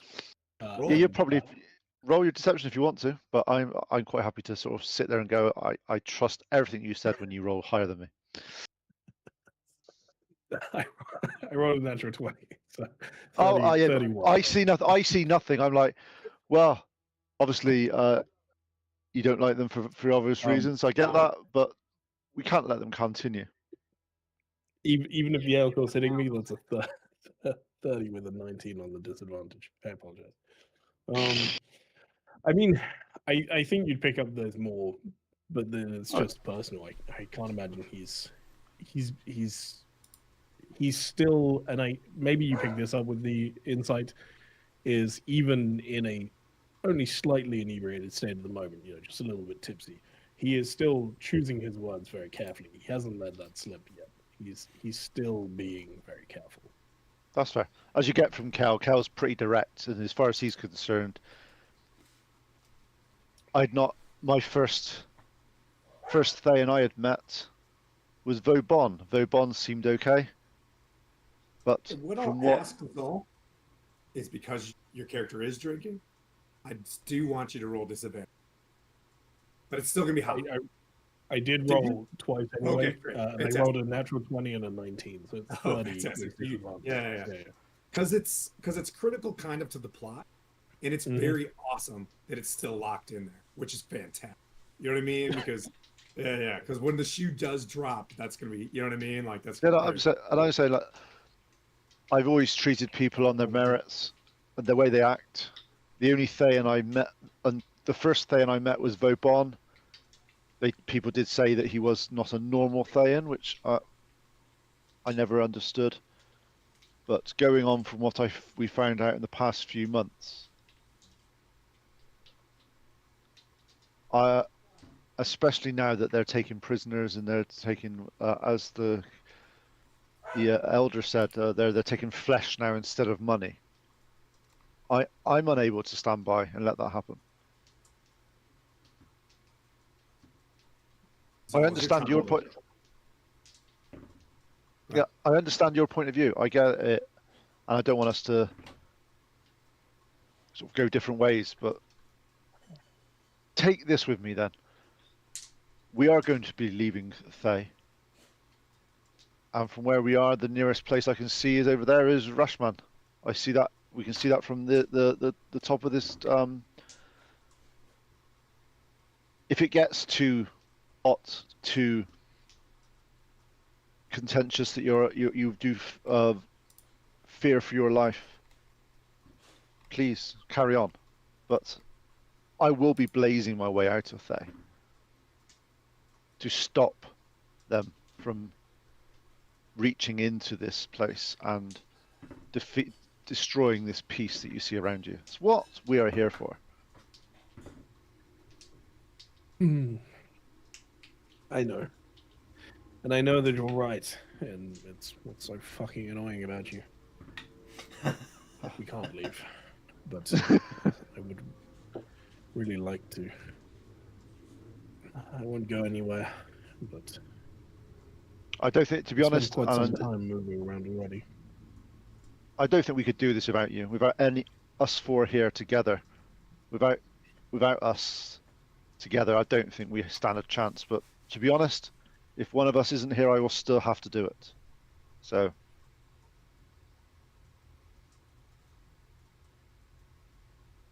And make sure you don't drink too much. I have a feeling we'll be leaving early tomorrow morning on this quest of ours. I can't promise you that. A warlock comes up with a bezel, you know what I mean, with like an ink inside of it, with some, you know what I mean, needles and like a little hammer, and they kind of offer you guys, if you two want to get a tattoo. Cats can get tattoos, don't worry. You'll be under the. I was about to say, do I get a say, and then does it come back? Does it come back a different color when the fur regrows? I would say the fur would not regrow. There would be a swirl or a line, you know what I mean, Ooh, ooh. where it was, but it would look cool. The Use fur your grows back in that. The fur grows back in that color. fantastic. That's what happens. Yeah. Okay, okay, okay. And what does these? What I was letting Savaris do his Savaris bit, so I wasn't really paying a huge attention about to what the tattoos did. So I do apologise. There was 2 tattoos. One was healing, and one did what? Just healing, just a healing potion, right? So like this, yep. So they offer you all one tattoo, whether you want to do the Aerdrie one or the Raven Queen one. One is like a line, like a almost like a brand, to signify the fallen, or a memory, and the other one is like a circular kind of swirl for Aerdrie. And they both do healing potion type thing. Yep, it's the equivalent of a health. Okay. Is it one use, or does it replenish itself after? So they mentioned that. So you have Thessa Ash Watcher. Ah, that's interesting. We're gonna have to change that. She's an ass watcher. She's an ass watcher. Ooh. We know what it. Dang you. Anyways, gonna change that name. So Thessa Ash. She mentions to you that there are, when you return, we can focus our magics in these ways. And it's not necessarily a transactional relationship. They want to be transformational, but they're like, we'll have to, when you return in our aid, we can make these things more powerful.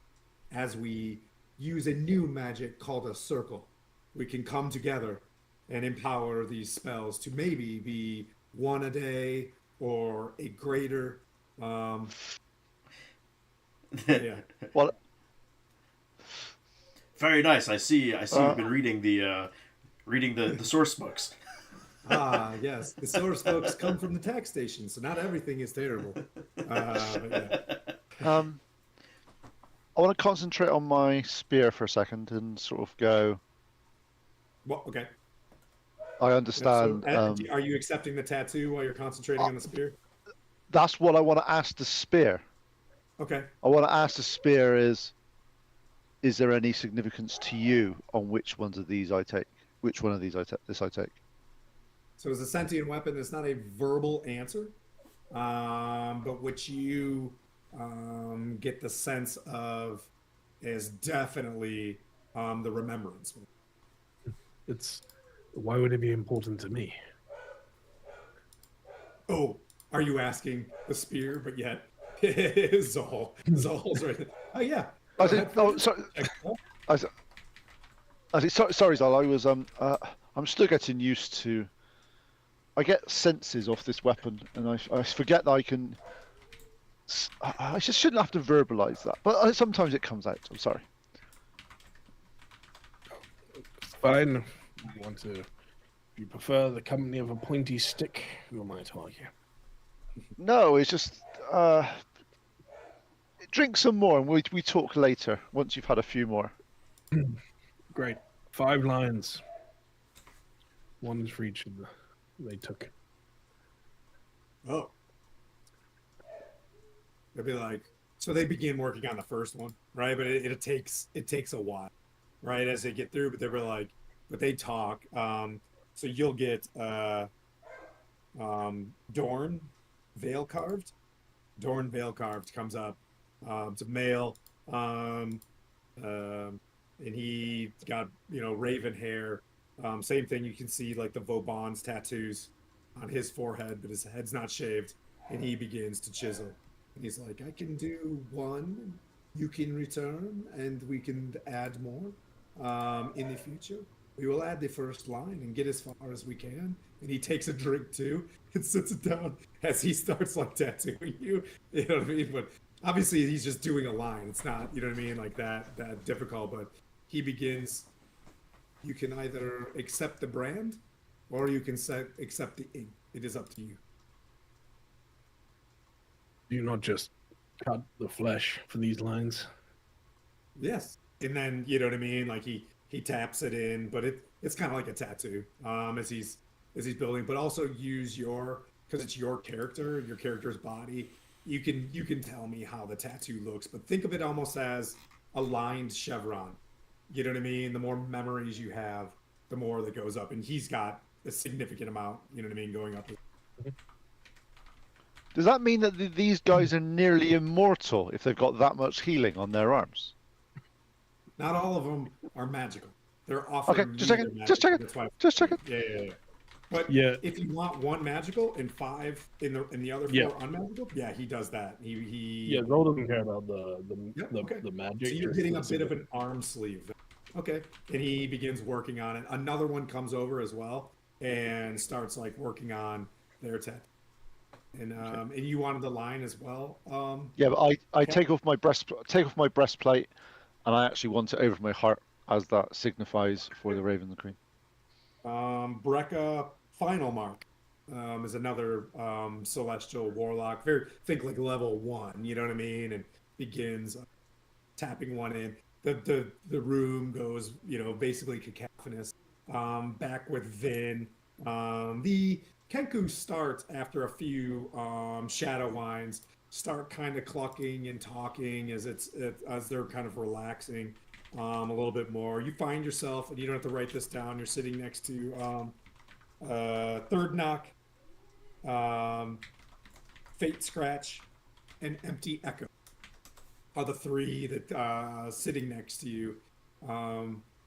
They speak to each other, and after you're sitting there for a while, you can pick up on their dialect a little bit faster, so you can understand a little bit what they're saying. They're just talking about the town. They've got to go to church in the morning. They got to go to the Veiled Krell in the morning, which is it's a very high peak, singular, circular, like a beach hut that's off to the side as well, but it's very black thatch. That stands kind of tall behind the Raven Queen's statue.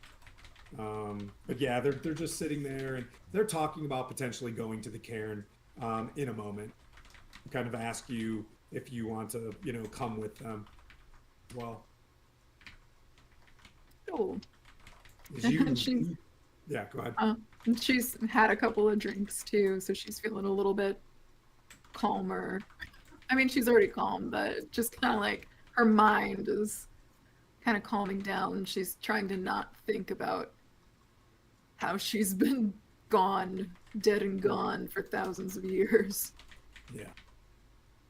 They walk you back to the cairn. And in like as you enter the door, there is a spot where you can kind of sit that's empty because they're also kind of shy themselves. This is the first kind of Kenku to come in. Kenku stick to their duties on this place. They're more, kind of nature bound or whatever, but they go in off shift. They sit there as well. Some of the Goliaths drop just this big, like, kind of keg where there's a ladle where you scoop out some sort of ale into something. It's a mess. But the Kenkus try to do this as well. The Kenku, as you're sitting there, kind of ask you if they can give you a feather. Like they, and Third Knock, pulls one and begins to gently braid one down like a lock of the side of your hair. Think like almost like the Princess Leia braid or whatever that comes down the side. Like, but they can either tuck it into your hair. So use your artistic license on this as well. They can fold it into the side of your, you know what I mean? Like, or they can hang wherever you like. So when it's done, you can describe it if you want to. But they offer that to you, and you see your friends, some Goliaths like cheering of them getting the like tattoos. One of the celestial warlocks introduced themselves as Kaluk Stillstep. Kaluk Stillstep. You start hearing common again a little bit better because you've been listening to the Kenku. Think of like broken English, French, or English Italian around you for a while. Like you're trying to like understand a different language through someone else, but now like regular common spills through. And they offer the same treatment as well. Like they're getting tattoos either to Aerdrie or to the Raven Queen. their ensorcelled tattoos as gifts for your friendship and your help against the taxation, against the Thayans, if you so wish. But regardless, you've earned it. The inks that we provide, will provide you a health potion if you decide not to receive the. That is perfectly fine. I don't think I will. Okay. Appreciate it. Yeah, and then they can continue on like doing their thing, and the Kenku sit quietly with you. What if I don't have an artistic? You do. You just don't know it. The evening passes. Anything else anybody wants to continue on before they, take you off? There are places where you can sleep in the cairn. You see where there are beds of soft hay wrapped in, some sort of blanket where people kind of sleep. The cairn's pretty big. People can just sleep right there. Or they can take you off to other lodgings as well. They do mention that there is an inn. I just don't know if I wrote that one down. There is one. Okay. The only thing I want to say is obviously Vin's just come back, so I understand that obviously she walked off and she needed a little bit more sort of stuff. I sort of just as we're sort of leaving, obviously I'm being respectful, and I sort of go, Vin, I see you took the time you needed. Are you okay? I will be. I will be with time. And when you say that, Vin will, in his normal, useless self, go, huh, you have been around a while, so time is something that you have. We'll see. I'm Well, not really sure what the conditions are of my being here. well, if it means anything, I'm glad you are.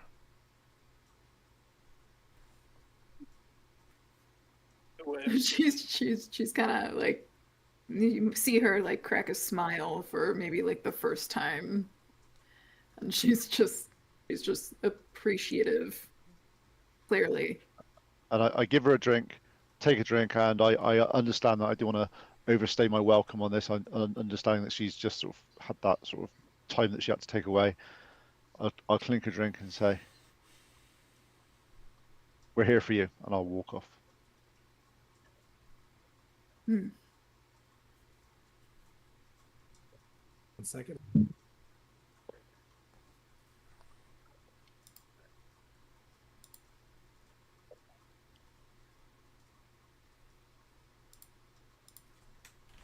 Okay. Does anybody else want to do anything for the evening? Now imagine it just falls into Goliaths singing with their arms on their shoulders. It was a battle. Like it was a legit pitched battle that they won. So these dudes are kind of round. I'd quite like to find that Aarakocra at some point because Okay. we've got the sort of Sure. summary Yeah, we of can the- carry this one on because what's really good is there's a lot of rich storyline in this room, right? So I can stay. I can stay here all night long. So Kaelor Skytown, sitting there as well. Every once in a while, you see him bringing one of these giant like jugs of beer, and he walks it outside to Ragnar. And you remember her name was Ragnar Wintermaw. She only spoke giant, and Kaelor spoke that as well. So he walks it outside. I actually also speak giant. Oh, well, fantastic. Well, that's great. Okay, yeah. So you were kind of sick, and you hear him speak in a guttural tone, and he's like, "Man, those brave warriors that we so luckily, came across them, joining the tribe brilliantly." And he's speaking like he knows. Do you ever see when people go encrypted, like they think that no one speaks their language, and he's just like that brave cat. is in there. They're all partying. Are you sure you don't want to go in, Ragnar? And she kind of looks by. She's like, no, darling, have a seat. And he's like, hate it when you call me that.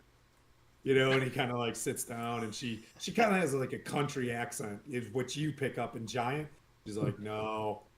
She's like, no, it's she grabs this big jug and she takes a sip of it. And she's like, I wish you wouldn't put that fire so close. You know, I can't. I'll follow this, and then in Giant, where do I find one that is that size? And they both stop, like, which she stands up. She's like, it is a pleasure. And she, hits her chest. Is someone speaking? Fine. Like, you would never see me break my codes. And this massive hand goes to shake yours, and she just puts her hand on your shoulder to not embarrass you. You know what I mean? And it's like this huge paw, and she's like, Ragnar, Wintermoth, you all fought bravely by our side. You will always have a friend, Ragnar. And she goes, one moment. And she just runs up to the back of the cairn, and you hear just like she's like purely prying something, and she comes back.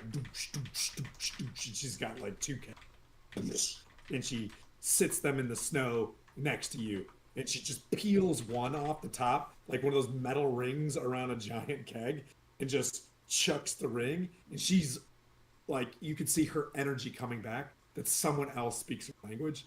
And she takes the mini keg, hands that to you, and picks up the big keg. And just, you could see the froth go down her face, you know what I mean? Down to like the bosom under her thighs. And she just like starts like brushing beer.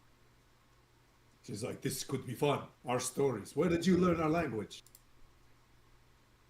You almost sound like you speak it in the vernacular that comes from the Sunrise Mountains. It is very interesting.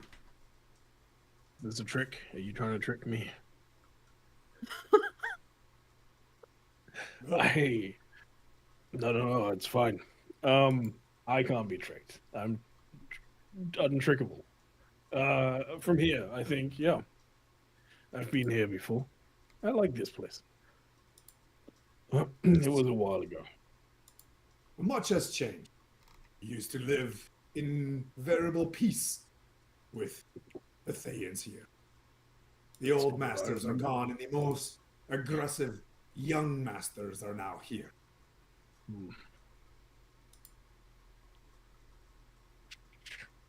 Well, that's not quite how I remember it. How long ago are you talking about? Please. How long did you live? But my father, you know what I mean? Like, my father used to say that the Zalkir that lived here lived in variable peace in the Sunrise Mountains when they were colder. The cold has subsided deep into the mountain. In some places, fissures of heat still come up. But once the Dracoliches were created in mass, they were created in a way long ago, the Dracoliches that were here, back when there were more of the dragon cult around. There was a red wizard long ago who lived here named Samaester. Samaester has since passed, gone in time. But the Thayan that took from him is very aggressive, a zealot, one would say. But if you pay the taxes, they stay out of your way, but they've become more aggressive as of late. More passes of those vile, boned winged creatures.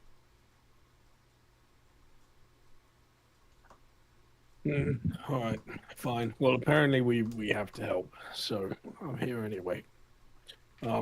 What's the name of the guy? What happened to what's the chain? Do you know? The first one, and then the next one, and so on, of the people who were here. Young Galavan was a Thayan who left. He's only now just returned in favor of his Zalkir masters as time. Galavan returned. he rides a blue dragon out of his tall, peaked tower. Some say that they're building a tower just like his in the Shadowfellas. Opposite. He's going to take some bride. And they will live both here and in the upside. Becoming very popular as Zalkir. They're always seeking power. These fools. Where I seek solitude, and he slaps, or she slaps, Kaelor on the side, and Kaelor just, tries to hold his beer off, wipes off, and going back to the fight, and he starts. I think. All right, this has been helpful, and I appreciate this large drink. He goes to put his head in it, and the horns get a little bit in the way. What we'll say, since we're at half, be tricky. And folks are kind of going into this thing, I'm going to go around just a little bit, and because the conversation is coming out very well in this evening with this tribe, I would like to stay here a little bit longer. So let's take a break. Let this kind of metastasize in y'all brains or whatever of what's kind of happening. You're there speaking giant. We'll come back with the tattooing kind of happening, and then just observing, you know what I mean, like the goings on. Do you guys want to come back in maybe say 10 minutes or so? We'll do a quick. Sounds good. Yeah. Okay. Cool. We'll come back in 10 minutes and we'll continue the pre-long rest stuff. Sounds good.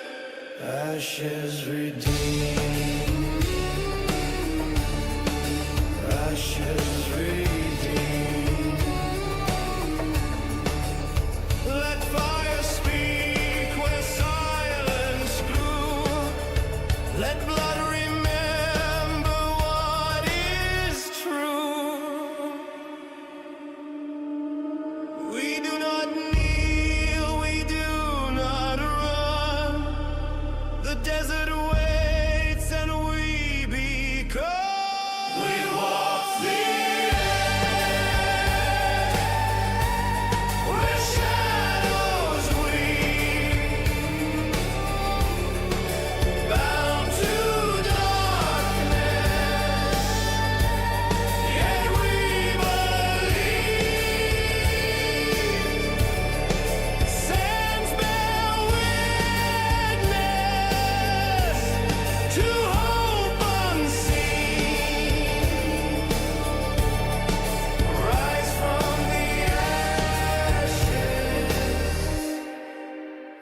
Ashes redeemed.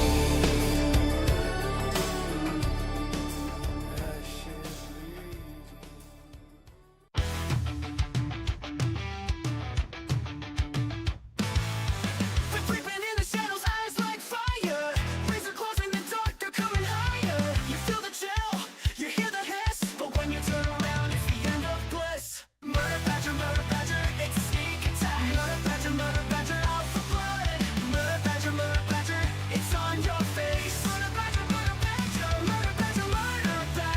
it's a sneak attack. Murder badger, out for blood. Murder badger, it's on your face. Murder badger,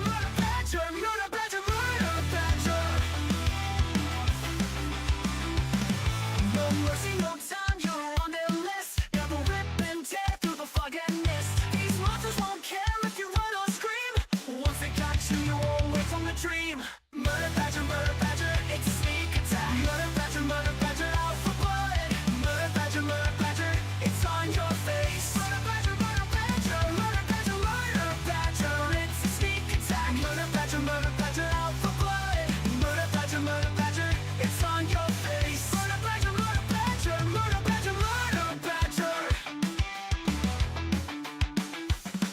You thought you were safe, lock the door tight, but murder badgers, they own the night. You can try to hide, you can try to flee, but they'll find you no matter where you'll be. Murder badger, it's a sneak attack. Murder badger, out for blood. Murder badger, it's on your face. Murder badger, it's a sneak attack. Murder badger, out for blood. Murder badger, it's on your face. Murder badger, they don't care, they don't share. Murder badger, everywhere they'll tear you bare. There.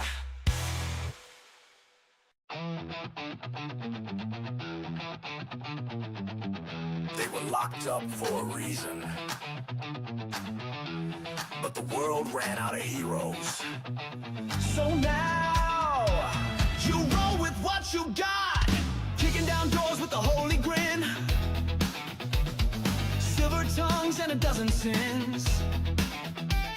Wrong side of justice, right side of fate.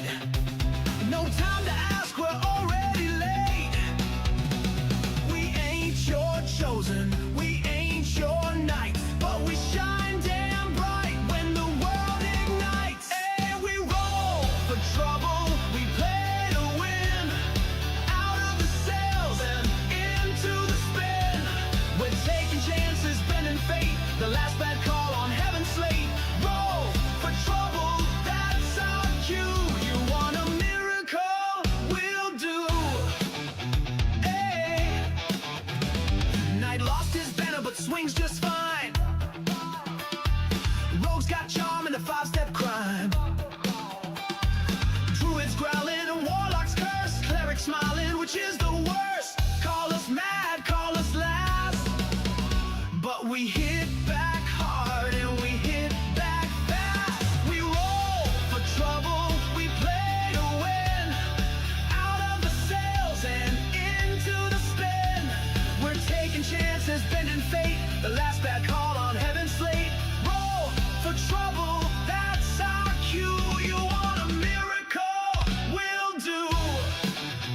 Hey, hey. When the odds look bad, we raise the stakes.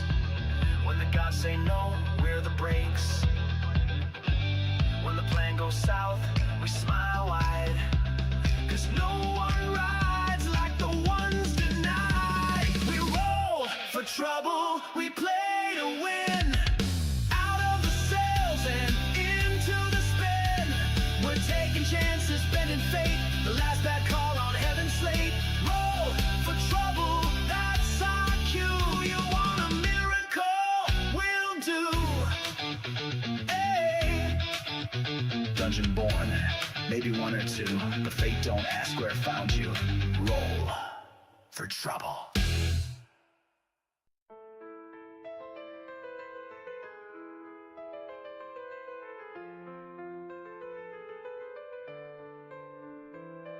Awakening in shadows deep. From endless night I rise and creep, a stolen soul forever bound. In your heartbeat I am found.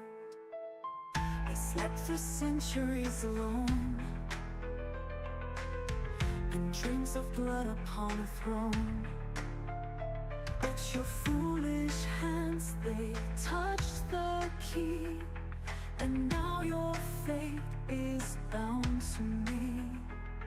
Through darkness I was once set free, now I drag you into misery. I am the shadow in your sight, the curse that haunts the endless night. Your hero fell beneath my bite. In blood we dance till morning light. Your friend, your brother, now my own, a puppet on this cruel dark throne. The demon's hand, it pulls us all. I rise, I claim, I make you fall. From hell's deep pit I stole his flame. Manuki gone, mere echoes of pain. I am the shadow in your sight, the curse that haunts the endless night. Your hero fell beneath my bite.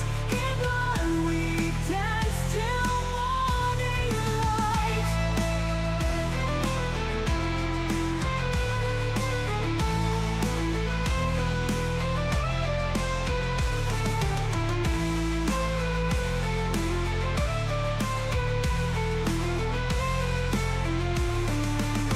But in the dark where shadows sing,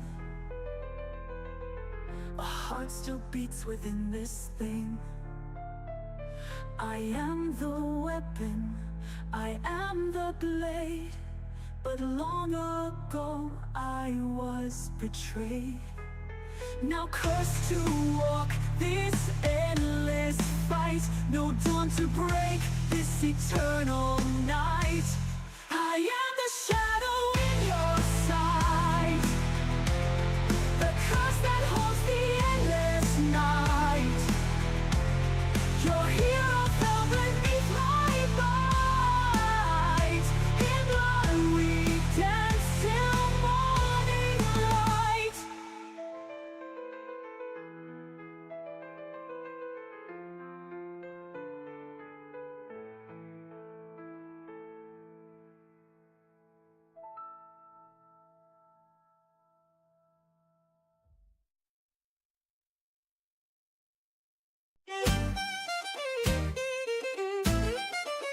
Come close, ye souls, both brave and brash, and hear the ghosts of the salt marsh mud.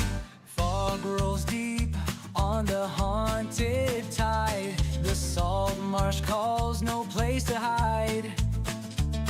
A shipwreck looms, her sails like bone. The sea won't let her rest alone. Shadows dance round the lantern light, bones and gold in the dead of night. Raise the flag and sound the bell, ghosts of the salt marsh rise and swell. Storm and sea won't break our vow, we chase the past, we live for now. Whoa, whoa. A captain lost, his soul unchained. His whispers ride the wind and rain. They say his treasure still remains, buried deep beneath the waves. Shadows dance round the lantern light, bones and gold in the dead of night. Raise the flag and sound the bell, ghosts of the salt marsh rise and swell. Storm and sea won't break our vow, we chase the past, we live for now. Whoa, whoa.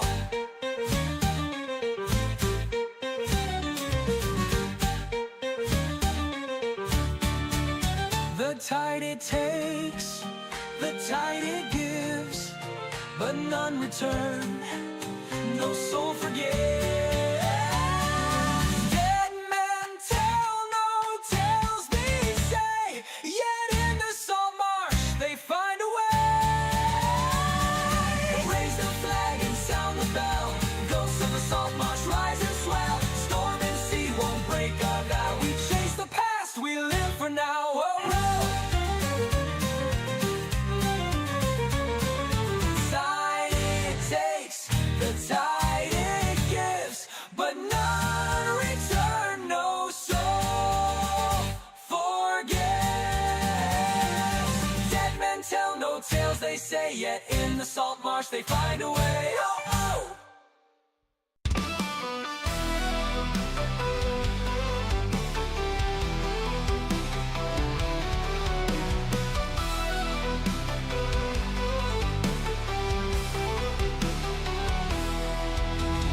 Sail to the north, where the frost winds blow, where the giants roam and the icebergs grow, to face Charles Stronghold in his frozen keep, and steal back the ship while we put him to sleep. Heave ho, hey ho, we bring her home, with Torvik's revenge on the icy foam. We broke the chains of frost and storm, and sailed her south where the winds are warm.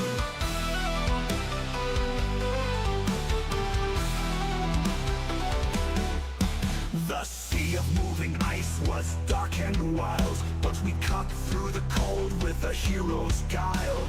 We fought the Jarl along his frozen throne, and now Torvik's revenge is our own. Heave ho, hey ho, we bring her home, with Torvik's revenge on the icy foam. We broke the chains of frost and storm, and sailed her south where the winds are warm. With blades in hand and courage strong, we battled the frost that kept her long. Now Charleston lies in icebound sleep, while we sail the seas both wide and deep.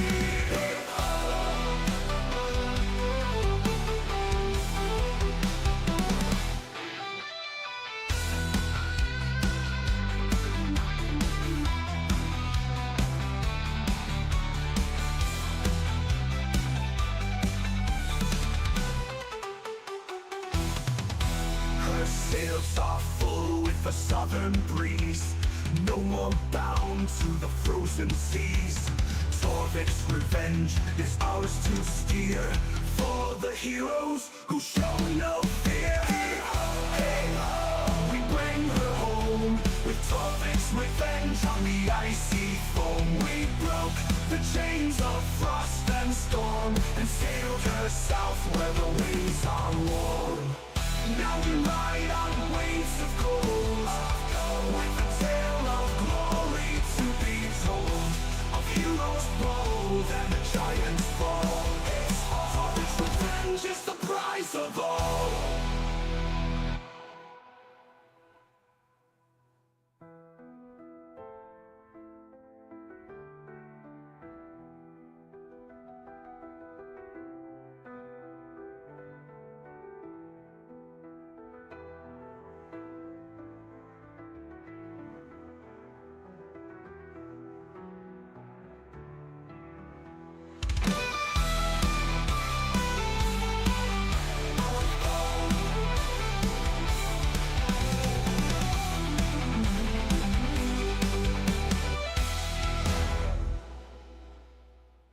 Now we ride on waves of gold, with the tale of glory to be told, of heroes bold and a giant's fall. Torvik's revenge is the prize of all.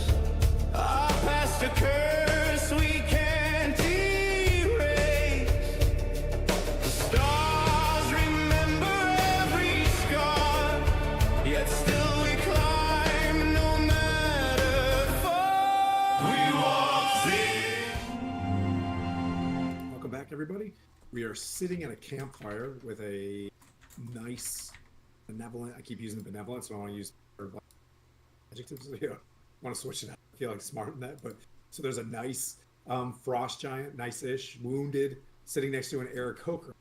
And they were speaking in giant together, thinking they were encrypted as Zol walked up, speaking perfect giant, not only perfect giant, but in a dialect, in a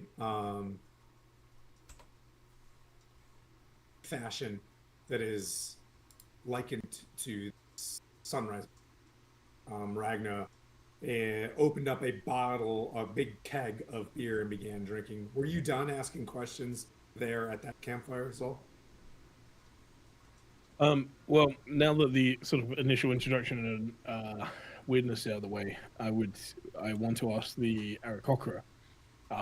You mentioned something. You started talking earlier, and we got rather distracted. Of a song, or something that you were looking for. Yeah, he's like, yes. He's kind of a grizzled, Aarakocra ranger, but his voice kind of changes, and he's speaking in giant. He's like, yes, yes. People think I'm crazy. Long ago, the prophecy of the Seven Dawns. In Vale Arendor, where I searched. Elven windseers foretold that when the sun rises 7 times without casting a shadow upon Vale Arendor, the final path will open. Only then may the faithful of Aerdrie Fania choose whether the world ascends on free wind or is remembered in stillness. The prophecy warns that should the 7th dawn arrive amid silence rather than the song, the winds will yield the memory and the mountains will decide who rides and who is kept. The song, dawn and storm, is important. That will bring peace to the valley. Maybe the return of the storm owl. And should be, why are you looking for it here? Looking for it everywhere. It is in the Sunrise Mountain. In our libraries to the south where I am from, they spoke of this, and I found it. He's got a book that he opens up, and it's all sorts of crazy lore written in whatever Aarakocra speak. It's just like, it's like all sorts of different feathers, signs, almost like it's Mandarin or something. Kale, are you talking to us? You're muted. Yeah, sorry. Use chicken scribble. Yeah, chicken scratch. Yeah, exactly.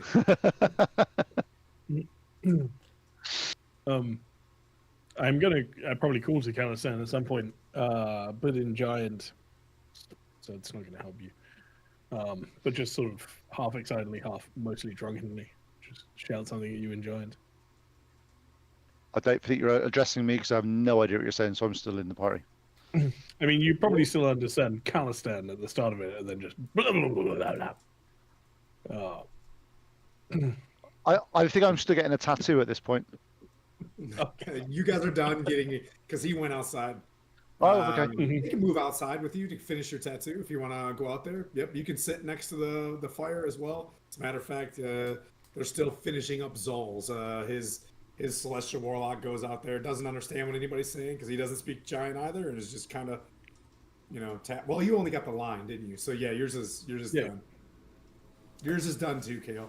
They're still working on the Aerdrie one. It's fancy. Fancy. Kale, you're viciously typing to the point where I can see it looks like there's an earthquake. You're like. Just because I can type fast, leave me alone, okay? Do you want to go outside or not? I guess. No, I go outside. He's typing with paws. It makes me think of that like cat gif. Yeah. Just like his like arms are just. I sent the Kermit the Frog one to no less than 3 people yesterday, as I had to switch my session today from one thing to another. As I Kermit's got some awesome gifs. I'm pretty sure you could just get by with Kermit gifs. Did you have a question for Kale? Yes. So they're talking in giant at the moment, are they? Well, you heard giant. Your passive insight is, Zol speaks giant. Kale, you kind of hear the booming, so anybody can hear this, right? Like if you want to, like no one's blocked out this stuff. Yeah. You So- see the campfire. So as Matter he's of called, he called out my name and then said a load of stuff in Giant. And as I walk up, I'm like, "So I don't understand Giant. If you want to address me, please use common." Apologies. You're right. Incorrect. I got muddled. It seems like a lot more people are at risk if we don't find this song. Maybe instead of doing the Thay thing, we could go find a nice book of music. Please. But this, Please. what is this song? But the song It's a thing, wonderful dawns and storms. Yeah, But- as soon as you say that, he excitedly repeats, what Zal just says. The ranger, excitedly repeats. but you are looking for answers from this song in Thay, I take it. Yes, it is. It should be in the Sunrise Mountains. He says as he's getting excited. He's like, I've been So- searching everywhere. I got so 2 seconds. I understand. I turn to Zal and go, "You wanted to leave, and now you want to stay and look after this song." Understand? Look, this makes no sense. How much have you had to drink? Yes. And boss giant reaches down and scooches him in like right next to him, pours this big jug and like fills this thing. Yeah. He gestures So, to the like we'll the go around large drink that he now Vin, has this as well. stuff's kind of happening. I'll check in with Vin. The Kenku, they get up, they're tired. The cairn itself, there are clicks here and there where like the bar is getting quieter. There's some people kind of singing, but it's dying down. It's very late in the evening. Some people are out in the streets, if you'd want to call them streets, and they're going to the follow-on bar, which is the Ash and Feather where you came from. The people are kind of moving around. They finish your tattoo up as well, Silvaris. And they beckon you to like, would you want to sleep here? You can stay in our home tonight. I was actually just going to ask if you would have any issue if I stayed in here tonight amongst the winds of Aerdrie. They just smile like that's the best answer, and they tap your shoulder and they begin to. As you look, you see Vin kind of sitting there, far down, by herself next to the door, like 60 feet away. You know what I mean? She's kind of sitting there, and then Vin over to you if you want to get up, and they ask you as well, like, you're welcome to stay with us. Now we have rooms in our, in our hut, or you can stay here. And they point at Goliaths, like, on these beds of hay or whatever, kind of just sleeping and, snoring and succumbing to the alcohol. She'll be like, I appreciate it, but I find that I don't sleep very much these days. Yeah. And she's going to probably just spend the night wandering around the old, like, this, what will we call it, like, compound or... Yeah. It's like, imagine when we had the battle, like there's a little battlement and it's just enough from side to side to hit another escarpment, where this is just, it's this place that just falls off a precipice. So just in your own mind, it's some nest. It's like a nest up high that how anybody would come up here and even mess with these folk, it just doesn't even make any sense. You know what I mean? Like, so, yeah. So she'll probably just kind of wander around and see if anything else jogs her Okay. memory. And this will be your long rest. Yeah, What I just would a- say just a for slow folks that- meander. Yeah, so what I would say for folks that either go into a trance or don't sleep during a long rest, it is a contemplation. You are not completely incapacitated, but like you go into like where, you're walking around. I would say throughout the evening, you notice like carvings and things like that that are very water worn into the walls that bring back certain memories. Like you'll see an image of like, even though the Raven Queen is a god now, there was no Raven Queen to worship back then. So you do see things like a rising sun or, the swirls of Airdrie's wind or, you know what I mean? Like Selune or something like that. But it's very washed out. Like thousands of years ago, as you kind of meander for your long rest, you see familiar, like ruins on the ruins. Okay, anyway. And then we'll go to Silas. Silas, you're there. It's clearing out. You're going to go to sleep.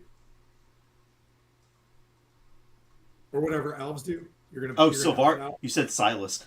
I was like, who's Silas? Sylvar, dude. No, I have 15 you're good. characters. You're across good. 3 campaigns. You're Okay. good. I was like, wait, who's Silas? Yeah. So I'm going to set myself up. I'm probably just going to stand in the opening, overlooking, you're gonna Anakin Skywalker it. You're going to put your hands behind your back and stare out. and then over eventually, I'll just crisscross applesauce at the edge, just in the wind. Yep, the wind to you is like a calling throughout. It is very empowering. You are getting a sense of, you know what I mean? You're on the right path in destiny. Like there are times where, you're feeling amped and confident, right? Depressed or whatever. You're really feeling inspired from where you're at. For the first time, you feel validated in Aerdrie is not too commonly worshipped. Talos was actually more worshipped where you were at one point in time. But you had a calling towards Storm, and you knew that you went to Talos, and it turned into total ick, right? Because Talos sucks. But in the distance, there is a nice, soft storm to the north of Rashomon that you can watch. Flashes of light, just kind of providing water, providing, health to the land as something bellows to the north. Juxtaposition against the dark, solid, hanging, looming clouds of Thay, like an ashen, you know what I mean, cloud. The moon shines through in places. It's very beautiful. For you, let's see, let's go back to Kale. What does Kale do for the rest of the as you're writing? Obviously, I've just sort of said goodbye to sort of told Bin that we're here for her if she needs to talk. I know she's gone walking off. I will sort of purposely sort of go out, see which way she's going, just so I know where she is, but sort of not action it or anything like that. And then I will find an overlook looking towards this tower, the Taxation tower. Okay.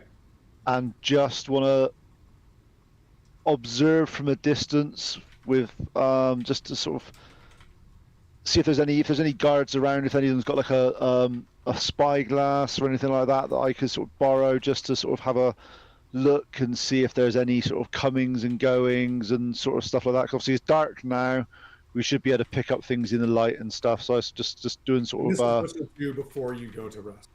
yeah, and then I'll just find somewhere I can do a little catnap. You spin around, spin, Yeah. like ridiculous amount of spinning, too many Yeah. spins, and then you lay down. Okay. Yeah, exactly. An annoying amount of spins, then you sit down. Got it. So you, one of the Kenku, mentions a store called the Hollow Wing Wares, goes to it, finds another friend, and this Kenku's name is Final Whisper. Final Whisper comes to the top, Final Whisper, her duty was to be in this tall tower. You saw kind of the gate, kind of the gatehouse tower, and it's about 40 feet off the ground. And from there, you can kind of see where there is slope on the north end of the Sunrise Mountains where you're at. And they hand you a small looking glass where they keep an eye on things like looking for Dracoliches. It says that it looks for Dracoliches once in a while. That's part of its job. And then it looks down, and you can see a faint light down the mountainside, maybe 15 miles away. You see a faint light, probably about 5 miles up the mountain, right? Just long enough where you gotta want to go to Thay to get to this tax station, right? Like, and if you wanted to leave the tax station because you didn't want to pay, it would be a pain in the ass to get back to where you're going. So you're probably gonna pay. That's something that you gather from this, right? And then you notice. Go ahead and make a survival check. Or nature, whatever. Survival. What's the map check? One question. Just one question on that is where I'm just looking at. Is the tower on side of a mountain? Is it flat? Is it just the topology around it? Wait, the tower you're looking at? Yeah. The tax station? You're gonna have to roll. Yeah. Come on. I am. I'm just saying that's what I'm after. I'm rolling. I'm just my survival is. Let's see what did you say? Survival or? Nature. Can I use? I think it's got to stay survival. I can't. How about? Okay.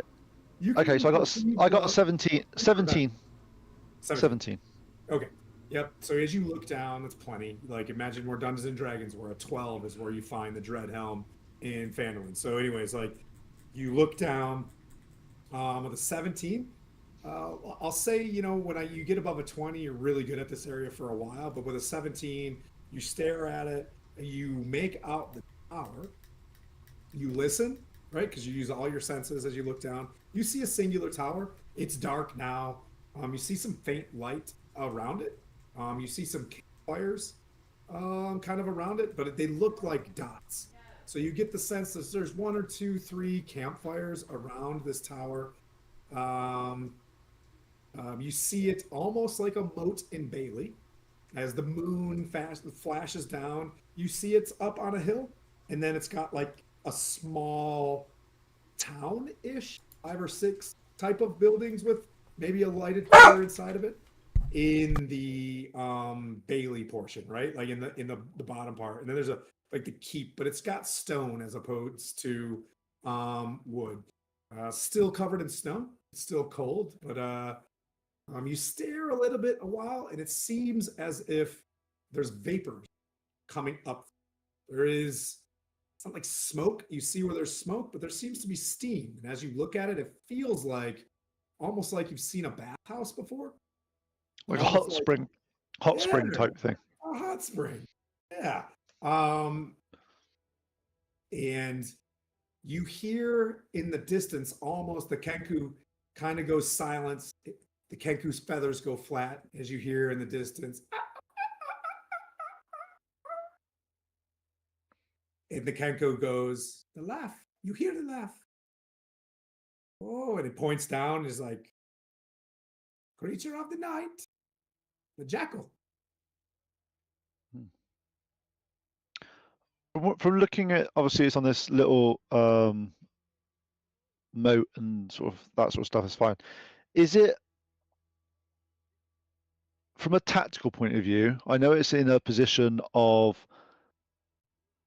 all the thoroughfare would have to go through this because it's been positioned in a way to stop people coming past certain areas without being seen. Is it in anywhere that would have, is there any sort of like natural sort of, is there any sort of big mountains that we could like call massive avalanches, all that sort of stuff? Is there anything like that that would be a potential sort of environmental friendly? On like a shelf plateau, like a shelf of the mountain where it naturally goes flat, but you could you could very well like create an app. Yeah, you look at stuff. Give me a nature check. Nature check. That's a 19. You look up, you see some mountains, and there is a peak nearby. Yeah, it's definitely possible.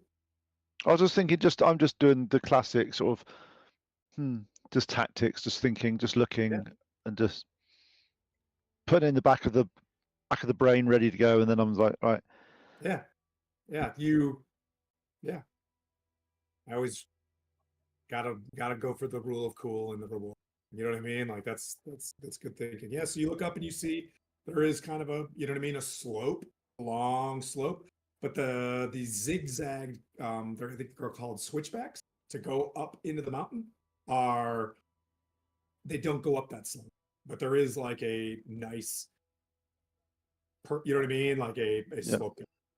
I head off to bed, but just want to sort of remind myself that I need to talk to one of the Kenku around here to sort of ask about that mountain. Okay. Then we'll finish with Zol. You're the last one up. You're starting to get kind of, you're on your last one. Your eyes are hard to stay open. You know what I mean? Like, what would you like to do as your last? I mean, at this point he's drunk, like for sure. And he is probably just mopping up the sort of last atmosphere of whatever is happening tonight, Okay. So still just drinking. It's maybe become a little bit more solemn for him at this point, as he just considers what's next. But just hanging out with whoever is basically still there and just taking everything in, but nothing crazy. Yep, you sleep outside next to a nice campfire built by a ranger, if you want to. And then where Kalor builds a nice campfire, you guys sleep. He rolls out his bedroll, his wings fold down like a seraphim. You know what I mean? Like on his body, he keeps himself kind of warm as well. And you guys all pass the evening for a long rest. You guys wake up to the village moving along like a new day. Still a little bit solemn for the recent losses. You see that your NPCs, Jamna Gemma, the Tabaxi, and who was the other? And Kelthir, they all take to the village. They're not warriors like you guys, but they're accepted into the village in certain type of ways, and they find a space of their own. Either carrying water or just various simple activities. Kelthir gets a job working at, you see her outside a store called the Borrowed Goods, same as the Tabaxi. A Gemma immediately starts like a smithy, starts like, sharpening things and stuff like that. So very welcomed in the tribe as well. So they have jobs. They're going to stay in town so that you guys have the opportunity to go question them again or whatever, because they're still kind of tied to the whole picture from your past. So you have something to reach back.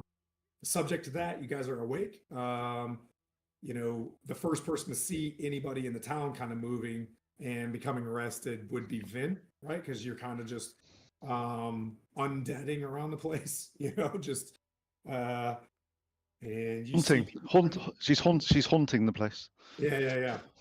And then if you guys don't mind, I'll just whoop. You guys all come together in the cairn where they're starting to serve, you know what I mean, like warm food for breakfast and stuff like that.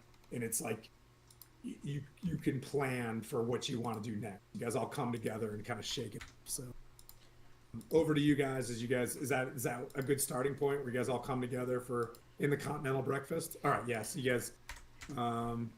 In the cairn, Back is in that the is that the longhouse? Yeah, it's called the Still Wind Cairn. So the wind comes through, but then it gets very still. So it's very juxta Raven Queen, juxta. So not in the longhouse. It's the Longhouse. Oh, It's okay. the Still Wind Cairn. Okay.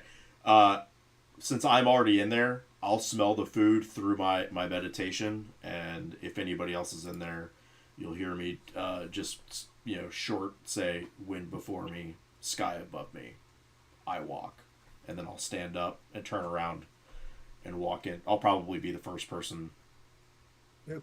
sitting at a table in Breaking there. bread that got like carrots and healthy food out bread and you know what I mean, some smoked salted meats of some sort are kind of like laid down, water and probably some ale to cure what you know what I mean, the hair of the dog kind of sitting there as well. There's a bowl, like a wooden bowl where they're kind of washing out their hands and whatnot and stuff like that, and then So yeah, Meaty. I'll grab some stuff and sit down and just wait for everybody to come in. yeah, Kale saying, yep, you see him, you guys are Yeah, all there. as I walk in, I see Savaris sort of noshing down on all the food, and then as I walk in, first no one else around, I'm like, "So that's why you stayed here." Ah, that's clever. Didn't think of that. Did not think that if we stand here, you get fed first. Great. Good. Luck of the draw, Kale. That's luck of the draw.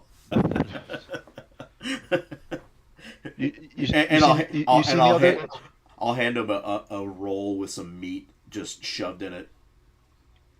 Yeah, I was about to say if it was carrot, I'd give it back. If it's fine, it's just meat, I'll have it. So I'll sit there. And I'll you see the others? Not yet. It's Vin was out walking late. It's a new morning. Aerdrie is with us. Yeah, interesting to see what Zol's head's like this morning. God, he was keeping up with giants. Giants, I tell you. Did you know he can talk giant? Well, at least it sounded like he could. It sounded like he could, but but he was keeping up drinking. He had like a barrel that he was drinking. That guy never ceases to amaze. What would we do without him? He's got a. I wouldn't be here. He's definitely got a gift of the gab. I wish I had that. Maybe he's Aerdrie in a different form. He's saved my life so many times. That's what we're here for. But he's definitely one to keep an eye on. He's definitely special. Let's sit down and I just have my food. You find a carrot shoved in there too. I take the carrot out. I'm just grinning as you bite into it.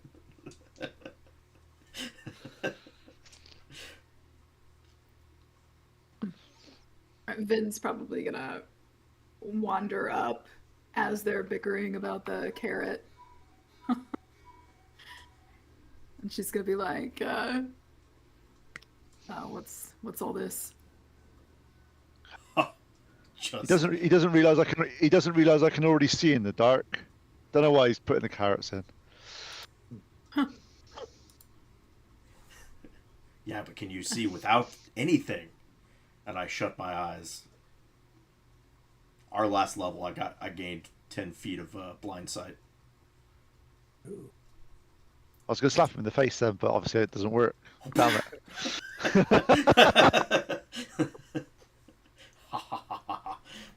As I do that, I will try to slap him in the face, and he just sort of like bends out of the way, and I'm like, yeah, well, fine. And I sit down and finish off my breakfast burrito. And then the last is Zal walking in. You're you know what I mean? Like you're a bit groggy, but you have a high concept. And proficiency in saves. Yeah, so it's. Yeah. I think, despite however he may feel on the inside, he plays it off relatively well. Doesn't say much, just walks in, sits down, starts eating. Yeah, so this is this is your guys' moment, you know what I mean, to decide the way forward. So I'm gonna sit back and just be like, this is, you know what I mean, like this is my opportunity to be like, all right, so you guys want to stay here? You want to move? Like, what would you guys like to do for your next step? And then, in character mode. So, Kale, I know you were curious about the that tower. Did you learn anything? So there's some movement down there, and it looks like it's been built on a hot spring. I also heard a strange cackling sound. They called it the jackal or something. Is what the watchman called. But just one of the things I've always used is use your environment against them, and where they built it in a very, very good place. Also, with the right persuasion, I feel that there may be some ways of using the mountain above them against them. But Against who? The jackals? no, against the tower. They're holding this area ransom. They're taking their points at pieces of flesh now, as well as the coin. That needs to not be here. But Zol's got some. I'm not sure if he even remembers what he was talking about last night, but he has this. Zol, do you remember what you were talking about last night? Of course, but feel free to remind me. Well, you said you were up for everything we were going to do. So thank you for joining the group like that and making sure that we're aware of this. But apart from that, you said something that you wanted to stay in Thay and find a song. Well, I'm pretty sure you'd die without me, and Well- sure, I like songs. I have nearly died several times if it weren't for you. Zol, I'm incredible. you are my Aerdrie in flesh and blood. I'm not. No, I don't want to be quite that windy. Well, to be honest, out of all the things, the one thing we need to do, and Silvaris, I know this is going to be something that you may not wish to hear. We can't stay here. Of course not. We have to press on. If we stay here, we draw the sight, the ear of the Thayans, and this tranquil place will no longer be like it is. So Was that ever in question? I, for one, well, I thought that you were, from the way that you've been respected here, is the way that you found followers of your faith, that this would be a natural place for you to want to stay for a while. I'm sorry if it's not the case. This is a place that I will always come back to. But Aerdrie has set me upon a path for glory. And I For believe, glory. not glory for myself, but glory for the Storm Elves. And I believe it is through Thay that we get there.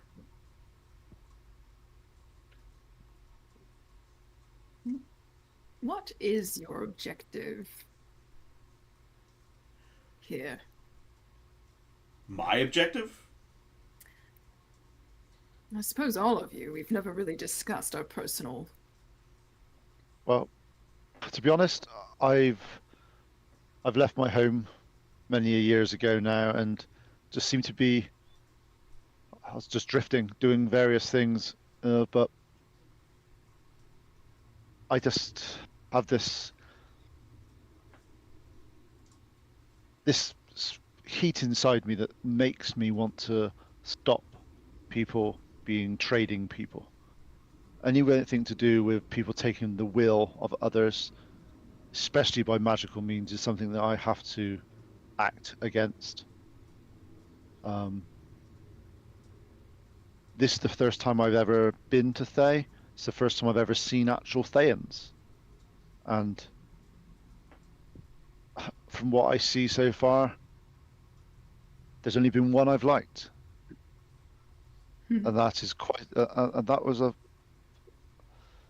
Vauban, who's no longer with us. But the rest of them, they seem to be cut from the same cloth, of ones that wish to take and own and control.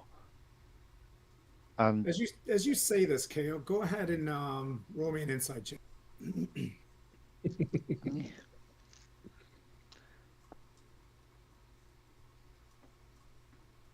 7. 7. As you say this, kind of loudly, right? You'll notice that some of the Goliaths at the end of the table and stuff like that, they have tattoos and markings of being Thayan. The Thay, it kind of dawns on you just a little bit that you may be overstepping because everybody identifies as being a Thayan. It might not just be Thay. It might be the Red Wizards that are the problem. Does that make sense? Yeah, but, no, I get that, but I don't know the difference between that at the moment. Yeah. But you do notice that you don't have the insight to stop talking loudly about. Yeah, that's fine. That's fine. Yeah. Yeah. Seems to be a trend. Do they have the same markings? Yep.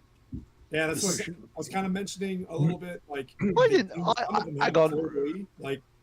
Rewind. I didn't know Zol had markings on his head. No. Oh, all of the Goliaths. okay, sorry. The Goliaths. Oh, the Goliaths. All have. Yeah. And Sorry, I so was when asking if they have. I didn't. Oh, realize okay. they had. So I'll sort of say, and I'll go. So, were you? I'll be completely. Obviously, I'm basing this on my insight check of not very high, and I'll go, and I'll just turn to one of the Goliaths and go. So, were you a captive? Is that where your tattoos have come from on your head? Calthek, or not Cal? Yeah, Calthek. What's his name?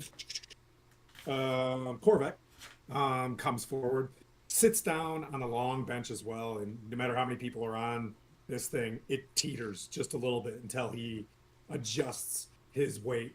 He puts his massive forearms on the table. Everybody in this region, when they're born, receives these tattoos. It is just something we do in our culture. Some become evil, and some embrace the land. But it has been something we've done for forever.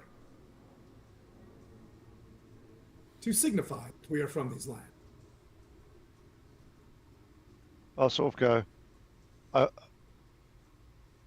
All I've met so far is people that have enslaved. I've met. Apologies if I've misspoke, but based on experience, all I've had is people with those tattoos of.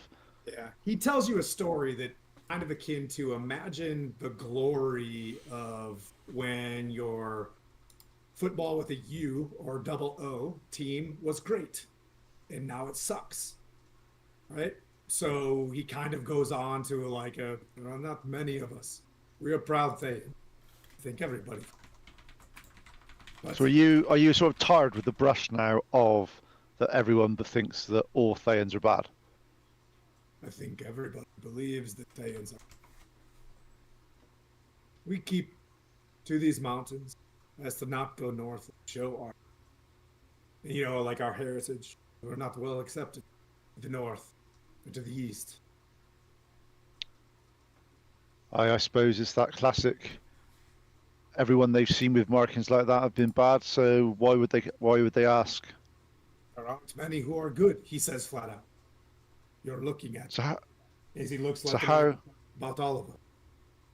so to talk bluntly here, when I am away from this place, if I see people with those markings, I should presume that they are of the If nefarious they're in ilk. the company of the Red Wizard or Gnolls, they're jackal-like people who hunch over like dogs. Those are probably the ones that are, as you mentioned, using labor or taking the bodies to become undead.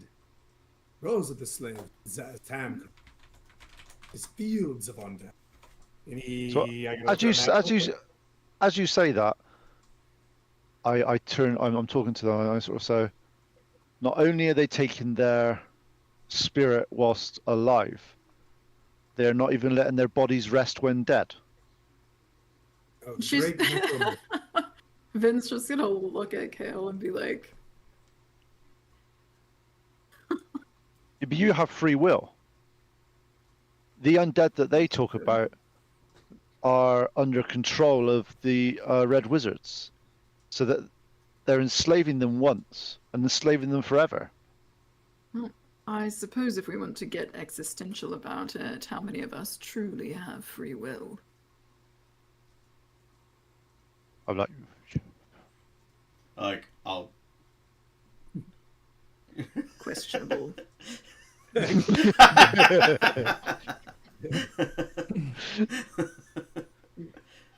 you saying you don't? Was Zol gonna say something? No. He's still questioning whether he wants to say it or not. So you can carry on. Are you saying you do not have free will then? I'm saying, how can we know if each of us is in the service of some god? And she says it kind of with like a kind of. But you chose this god. The fact that you're able to say, choose to come back to life. well, you could choose to not. If you do not wish to be here, well, what's stopping you? The fact that you have a choice that you can decide not to means you've got free choice. Do you expect me to kill myself? I'd rather you didn't. I'll But if lean in. if you Aren't do, you already dead? That's a really difficult question to answer. it's the in my view, I am no scholar. I am no. But if I can decide if I want to do something in the morning, I have free will. I might not want to make that decision, but I can make that decision, and I've chosen not to. So What about that is my fate? choice. You mean the thing that people rely on that don't have the gumption to make decisions themselves? Maybe we have the illusion of choice. Maybe, but I am not clever enough to understand either way. Whichever direction the wind blows, I go and I help. You hear Calthek be like, "Ah, a man of Aerdrie," and he slaps him on the back, just like, "You found your god!" And he raises a toast.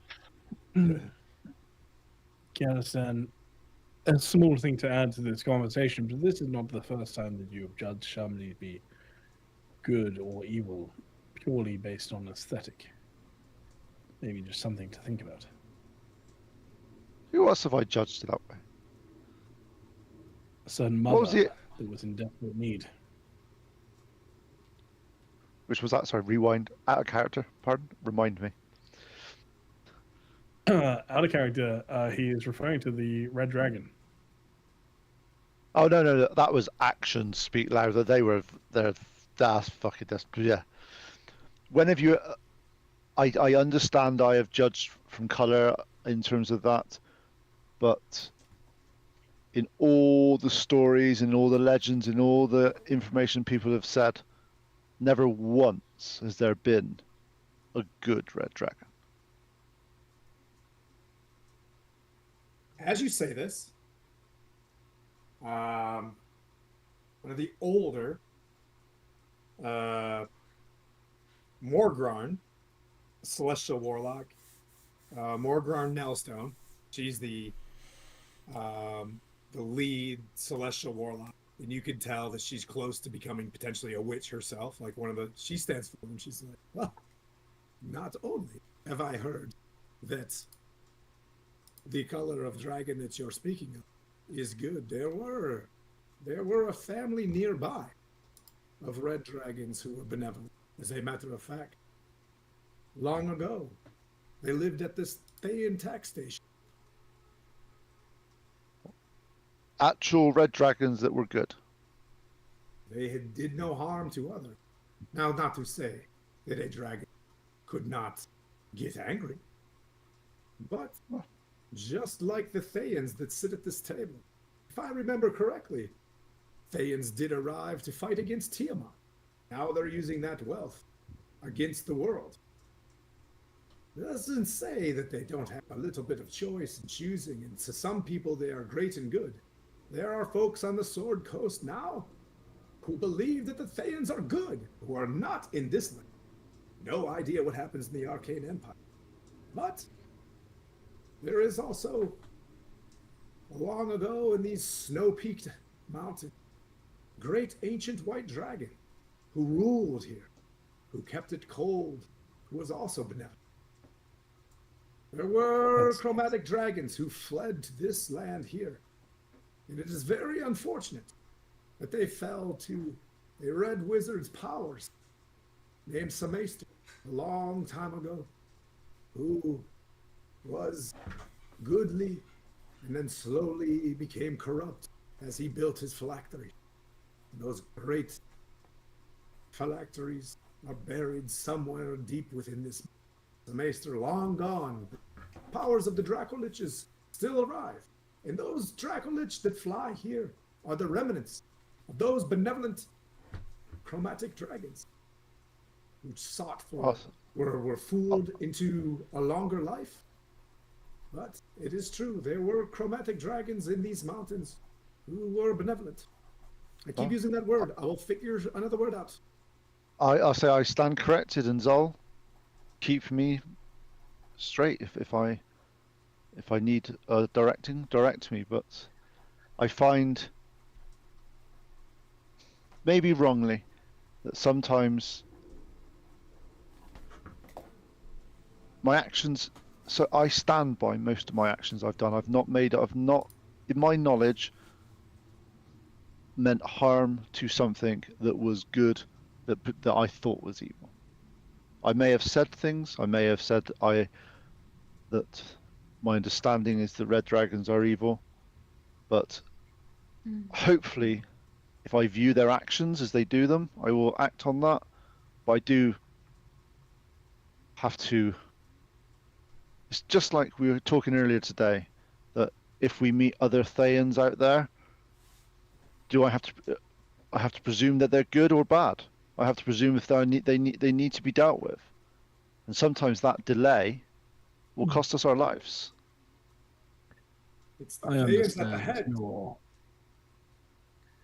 understand your intention, my friend.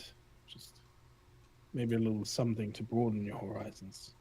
The only red dragon that I have met simply asked me to help its child. Does not seem like the actions of a monster. So would that mean, from your perspective, that you will treat every red dragon now as a potential good creature? I would treat them as I treat any, I suppose. Which is just to say that I would not approach them with hostility. Hostility with a red dragon might turn out poorly anyways. And I'll say, I see why you have more friends than I. That, and I'm better looking. That's the horns. It's the horns.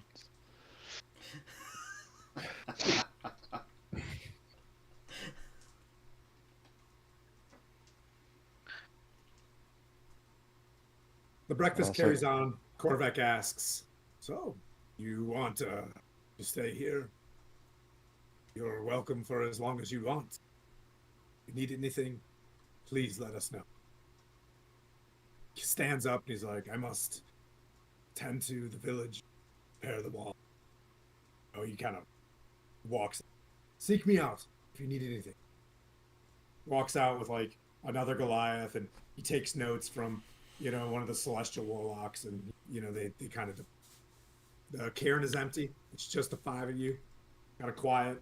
The food's going stale, and the things that were warm are becoming colder. It is winter time, and but there is that long, rectangular brazier keeping enough heat. This does have a bit of a. So Cal's going to sit down, eating his cold meats, but just contemplate what Zol's just said and the rest of the group, and sort of just trying to see what's happening and just let the others have a conversation and stuff. But he's just sitting there, just sort of going, just. Okay. Then you asked us of our objectives, and so that's the point. But I may have missed a few things in the last day. I've been a little out of it from one thing or another. What is your objective? No. I suppose now, after what happened earlier, it would be to find the one who killed me. Then I believe, while our goals may not be the same, they are all pointing us in the same direction. We have been charged with finding the source of strange magics in Faerun.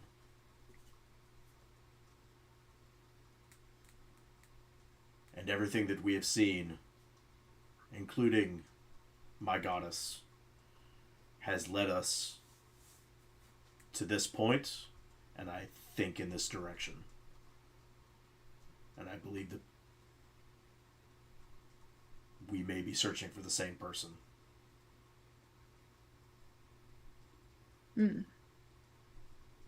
I think you might be right, especially based on the shared dream that we had. Aerdrie spoke to you too. No.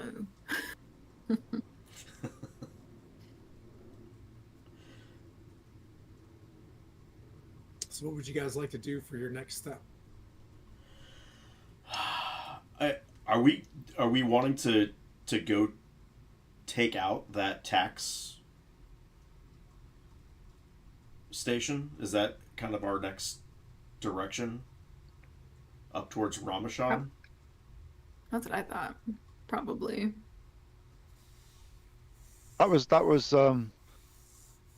Kel's more, it was 1 + 1 = 2 type thing. It was the classic, it's the nearest place, it's the place that's going to cause this place as much grief as possible.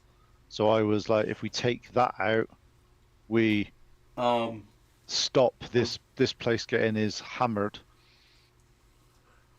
Tim, did we saw the Dracolich dart off in a direction? Was that direction the same direction as this tower? Oh. South. Do an insight check. Yep. You guys can do a party insight check on the Dracula.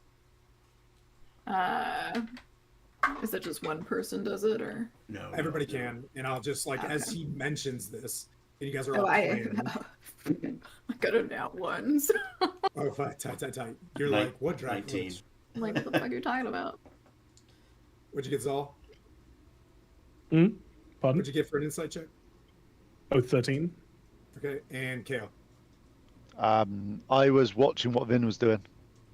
What, drinking my you drink? So you guys are both like mean mugging each other for you don't know why, but you know when you make awkward eye contact and you're trying to see who's gonna break first?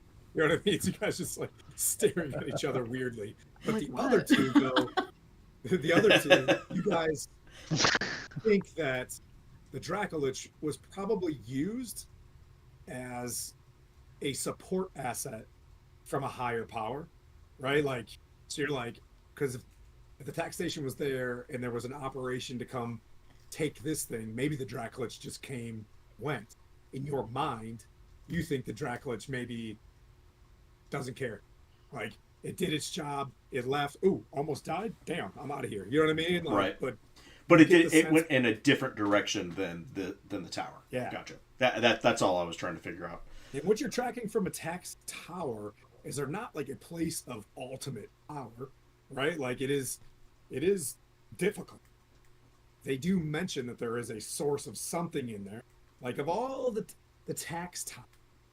You know what I mean? Like this one doesn't have as many soldiers around it because there's something there that is like just keeps it going. Like there's a Right. fear of like messing with it. Well, I think if we can, if they are becoming a threat more than just call it monetarily, will we make ourselves a bigger target by removing this threat from the region? Absolutely. Will it move us closer to our ultimate goal? I think so. I think We the need to- question is more what will happen if we leave it alone. If we More leave of it what we alone, just saw. they'll just send more and more people coming here and taking this village by force. And they were so kind to us. I think we know what the next step is. I knew what the next step was yesterday. And I agree with you. And I click the quest accept button. So how would you guys like to approach Undo. this? Undo. This, are you leaving today? Would you like to have a Rambo scene where you're getting geared Yeah. up and you're? Is there anything you want to collect? There's a couple stores. There's things that are here. I want to talk to a few people. I want to find out about the mountain and if there's anything they've got that could assist us in type of causing an avalanche of some kind. And basically what I'm looking at is if we use it as a sort of shock tactic type thing of letting some go off, do something, and that's when we sort of let it completely go down and we then sort of swoop in and sort of do some stuff. Okay. Each person give me an idea of how to create an avalanche based on what you think I've described as resources from this location. So we'll start with let's see on the maps here. We'll start with Zol, then we'll work our way up the tower switch here. So Zol, what do you think you could use to create an avalanche? Magic. Loud noise and There's nothing wrong with yeah, that. it was a genuine answer. Loud noise and vibrations. I have thaumaturgy to boost sound and shatter. Literally. Just, Okay. That's what I was thinking too, actually. So yeah. Okay. And then Vin, that's you're like, ooh, I agree. Thaumaturgy and Okay. loud noises. Let's see. We'll see. Kalestan. And I just look at my spear and go, I can throw this and shear off large bits of ice from the top, and hopefully if it starts to roll down, it should gain momentum and take more snow with it. And then Sylvaris. I will pray to Aerdrie and ask her to bring a storm. Right. Thunder. Have you heard of thunder snow? You could blow on it. Are you Vin speaking is to just something like- on your character sheet? Because I don't know you that well. There's but, literally you know. nothing that I have. you're I just- have fists of fury. Okay. All right. Have you noticed that he's talked a bit more about his god ever since we've arrived here? He's a little excited. He just, Yeah. you know what I mean? Like he's in, the Disneyland of Aerdrie. Okay. Would you guys like me to montage you guys with a couple rolls to get you to a point above this place? Can Let's I put- can I see if I can get like some potions and things like restock? Well, I'll tell you what you can do. As you walk out, one of the Kenkus, let's see. Ooh, okay. What is your friend's name that was the Kenku? It was like third knock. Got it. Third Third knock. knock. Well done. Well done. That makes me happy as a DM. You know what I mean? Like, okay. So anyway, so the third knock walks up. You saw the tattoos being delivered. You see the third knock. The Kenku, what you're tracking, they're a bit sneaky. All the things they have are like they grab stuff from people.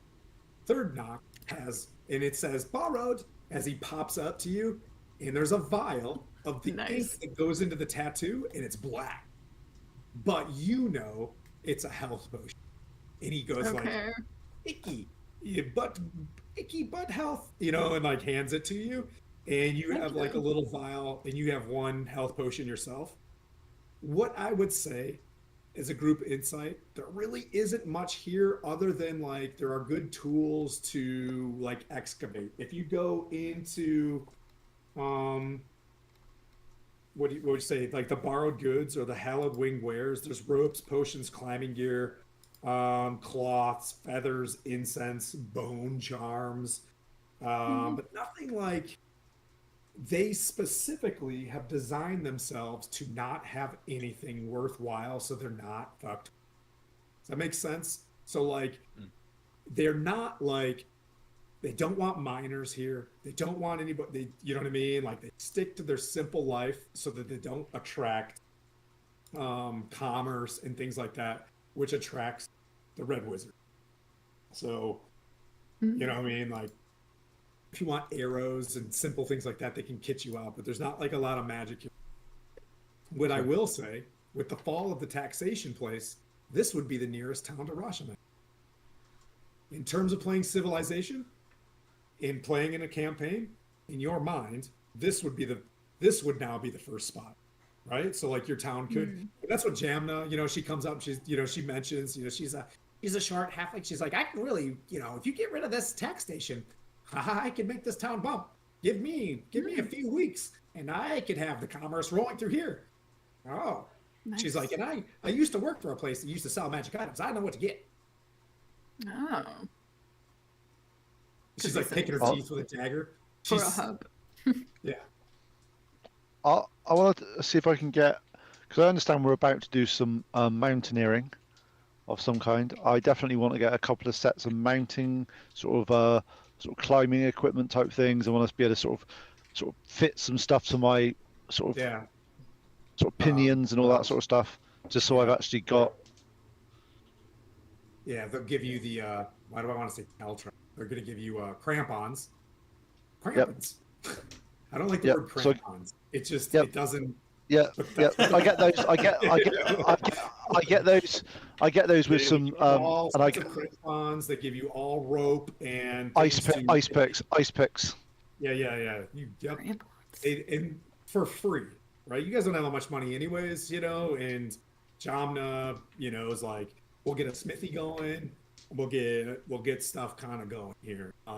Prepare for you guys. The warlocks are going to prepare a circle when you come back. They'll give you better health. They'll concentrate on either tattoos or whatever to bolster your tattoos. They say like if you return with this, we can get you a tattoo that can come back within the next day.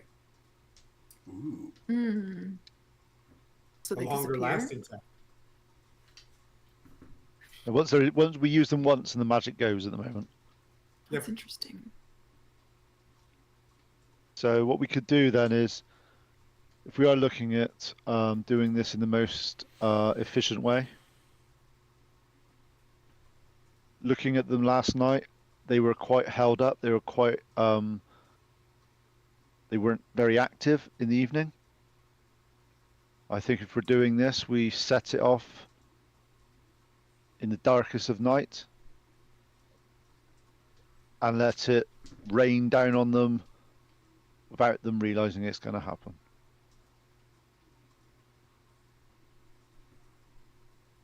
That sounds like a wise move. Unless we need to go, I talked to Zal, unless we need to go down and talk to them to see if they're bad first.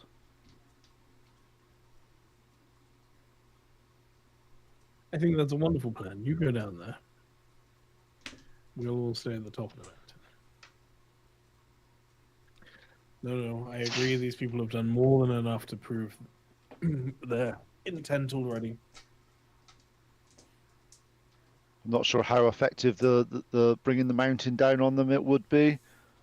but if anyone can upset the mountain and talk loud enough for them to understand, it will be one of us. And you cast thaumaturgy on him.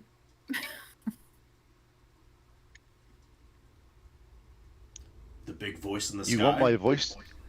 You want my voice to be louder? Ah, Vin, that sounds fun. Cat the wall. Sorry, my kid just called me away. My bad. I apologize. Oh, I had to, children. I had to run. I had to run and do dad stuff. No, you're good.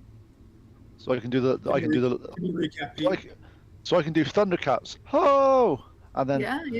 yeah, That would work. we're trying to figure out if we could cast Thaumaturgy on the cat because the cat likes upsetting people, and then the cat could upset the mountain, which then will fall on the keep. Question, because I don't. The cat, me. Can smites be used against things other than creatures? I think. Yes, because I've used them. I've used them on the chain. Yeah. Oh, then I can use Thunderous Smite on the mountain. Yeah. My plan was to use Sorcerous Burst because I can switch that to Thunder as well. So if then cast Thaumaturgy and then. Do you guys want to go to the top of the mountain and like look at this thing and just like and start like planning it? You guys want to you know what I mean? Like want to be at the top? Everest Expedition. We're gonna move you there. What? Well, I guess like. What I'm trying to figure out is do we want to be at the top or do we want to be at a position that is sort of just opposed to the overhang so we can see it from the side and then we aim up to the side and let it go down that way rather than us being at the top? Just want to show. That's sick. What? Okay. Mountain. This is where the bad guy is. It's on a little ledge halfway down the mountain. Do we want to be at the top of the mountain trying to dislodge as much ice as we can to go down that way? Or I'm envisioning what you're saying. Or do we want to be I want to be a little bit under the top to the right hand side and then make it go down that way. I don't want to be on the actual top of the mountain that wants to go down that way because it could end up sliding with us on it. I will be on top of the mountain because I have to hit it with my hands. You're going to do some great snow surfing. This is going to be the most epic thing a monk's ever done. It's going to be sick. I wonder if the Kenku have any gliders, like head gliders. They're like, do you want to try to make a hang glider? I mean, yeah, that would be pretty cool. But no, probably not. Well, there's an active avalanche. So does this mean Sylvaris is going to be like a snowbender? You guys want to? Yeah. Yes. I feel like it would be up to Tim, like whether or not it's even possible to do an avalanche from the bottom. Like, I'm not making the bottom. I mean, you got the top. I think it's like just below the top to the other side, so we can blast it, do the stuff, and it doesn't. We're not underneath it as it falls. Is what I'm saying. I don't want to be actually on the bit that we're trying to get down. yeah. Because I think that may be a bad idea. Just a little one. Just So Pete, roll me a nature check to see if you can find a good spot. This is your idea. Roll me a nature check to see if you find a good spot, and I'll let you know if it's a good spot. I'm not rolling particularly well. Just letting you know. Oh, that's I not would bad. like to assist him in some fashion. I don't know how to go about doing that. I'm trying to out of character. I'm staying quiet because I'm just like. Yeah, you can. launch it.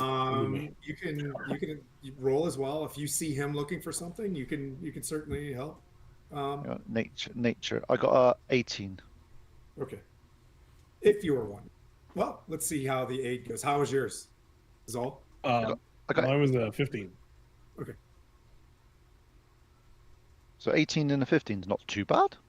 So just like say Lord of the Rings, where there's a pillar of rock, right? And there's like a horn of rock comes out of the snow nearer to the top where you know you could do this and it would just fall kind of around you and you just have to follow behind it. You'll still have to go down the mountain. You know what I mean? Like your fastest with your 18, your fastest way to this tower would to go straight down the mountain after the avalanche. Because if you took the switchbacks, you see that they're deliberately a lot of switchbacks in order to slow someone going from one direction or the other. If you were trying to the way station, you could get shot up for days. Does that make sense? So there's like too many switchbacks. Yeah. So on that note, then, you're sitting there, you're looking down on this keep. Yes, see my keep. The Yate. have we? I do. It looks really good. Have we got anything that we can use as some type of sled? Bork is not here to make a paella pan, so no. There are toboggans. Would you like to have some toboggans? Yes, How many please. toboggans would you like? So we have two each. Two between, like two Two people each? in each. No, there's. How many of us can fit in a toboggan? Okay. Two. So Is it two like toboggans. two? And you That's it. guys drag them on your back with gear. You know what I mean? As you arrive there, I'll allow two toboggans. You know what I mean? Like the two tankish guys can carry those if you guys want. Yep, you guys have a toboggan. Anything that you guys can think of while you're in the safety of your town. I mean, like, Yep. they'll have these things. I'm like, this could be epically good fun. I've never gone down a mountain before. So you guys are all four on this rocky outcropping. You guys found your way there, and as you stepped into this, it's like a slope that looks like it's like a draw. Have you guys ever seen a draw of a mountain, and it looks just completely flat and glistening, right? Like the snow is glistening, and there it is. This Thayan tower that has been there forever, and it hits you. As soon as you see this town, this tower was never there. The hill that it was on used to be a cave. The smell of sulfur hits you like the warm bed that you slept on with your family, and you hear crackling lightning bolts and roars as you see a dragon mounted by the bald-headed, blue-robed Thayan. You don't know his name, but you've heard rumors of Galavan long ago. And you can see what used to be where a village of Dragonborn lived before. Dragonborn. In and around this knoll, there was a cave inside. Deep cave, right? Like deep cave. Where maybe a clutch could live. And this is Zol's mind, okay? This is, for you guys, this is above table, but this is for Zol, okay? Mm. You look and you see, and just as it grabs you as well, where your town used to be there's nothing. It's scorched from lightning, ripped apart ruins, town of lovely buildings that were like Romanesque a long time ago. And now there's just like tent inside it. Where there was bathhouses, there might be still steam, but you can smell a putrescence coming from the air where the bathhouses had oils and lavenders that were put in there, but now it's like there could be a film over it. The sulfur isn't kempt like it used to be, where you could make it smell more vibrant. Now, where once you've been, you are struck with, you choose anger, you choose sorrow, but you see something that brings an old memory of your past, where you decided to change and move and wander. Now, what we'll do is we'll go to you in a moment, because everybody, it seems, is going to do a roll for the thing that they do, and I'm going to ask you for this avalanche what everybody does. And I'll go with Zol kind of last as you digest this, and you can have the last. One sec. you can have the last, you know what I mean, like thought before we hit fire. Okay, Kelstan, you had your hand up. What's up? I'm just confused. It doesn't take much these days, and I do apologize. You said the tower wasn't here. Yeah. In his memory, there was Oh. no tower there. Now Oh, there is Oh. a tower. totally understand. Okay, I'm back in my box. That I makes get a lot where you're more coming sense. from. That makes a lot more sense. I was like, we've got here, and there's no tower. What do you mean there's no tower? I was like, No. what? Okay, It's like the Thank you. You have to it's like remember, the people, baby. it's all an It's like the illusion. kids. It's like the two Everything's an kids. illusion. Nothing is real. Nothing Still. is real. We're all pawns. I'm like, pawns. okay. And back in the room. Whichever order you want to do this We're in, still Tim. at the I'm- keep. Well, we found Bryn. What was the name? Bryce. Yeah. Sorry. Yeah, so you see a bluish tower with Thayan architecture, more razor sharp edging and things like that around it. But this one's kind of, it's just got a, it's not like brutalist, you know what I mean? It's got some filigree and things like that to it, but it's not attractive to peace. It looks like fear, you know what I mean? Like off this thing, but it is blue, you know what I mean? Like, but it is painted poorly blue, you know? But it is a blue tower in this area. So, Okay. Kale, welcome back. What would you like to do to this thing? And it'll happen in sequence, but what is your action as we hit? This is all what happens at once. Okay. I take it we've discussed what people are going to be doing all the way up in terms of spells and all that sort of stuff. So the only thing I can do is look for, because this big stone thing that we're going to be sort of taking away, I want to find a spot near the bottom of it that looks like a potential weak spot type area, and that is where I'm going to hurl my spear. Okay. Make another nature check where you're going to toss it. So you're looking, yep, and you see this blanket of snow hardened. Yeah. So I've got 14 on nature. Okay. And you prepare your spear, and I'm assuming you're all going to jump on your. Are you guys all directly? You're going to jump on this toboggans and go as soon as the snow settles. Yeah, and also who's going with who? That's a really important question. I'll go with Zol. Okay. So Well, that answers that. They don't trust us, though. We're fine. Varus. Okay. Sylvaris. As everybody's doing their thing, what do you plan on doing? Because if we're all standing here, I literally can't do anything. So I'm just going to be saying a prayer to Aerdrie in this moment, this is all they'll hear. Aerdrie, mark this place with storm. Sky above me, answer now, and just point and hope for something. Faith is so good. Roll a religion check with advantage. Because you gave a cool speech. Oh, absolutely not. Oh no! A 7. Did It's a your 7. god fail you? With advantage? Yeah, I rolled a 3 and an 8. Oh no! Vin, What? what would you like?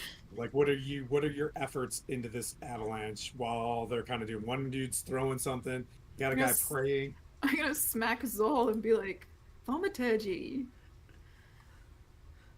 Okay. Loud noises. Okay, all right. Loud noises. I love it. Do you want to? Who's driving the toboggans? Who's up front?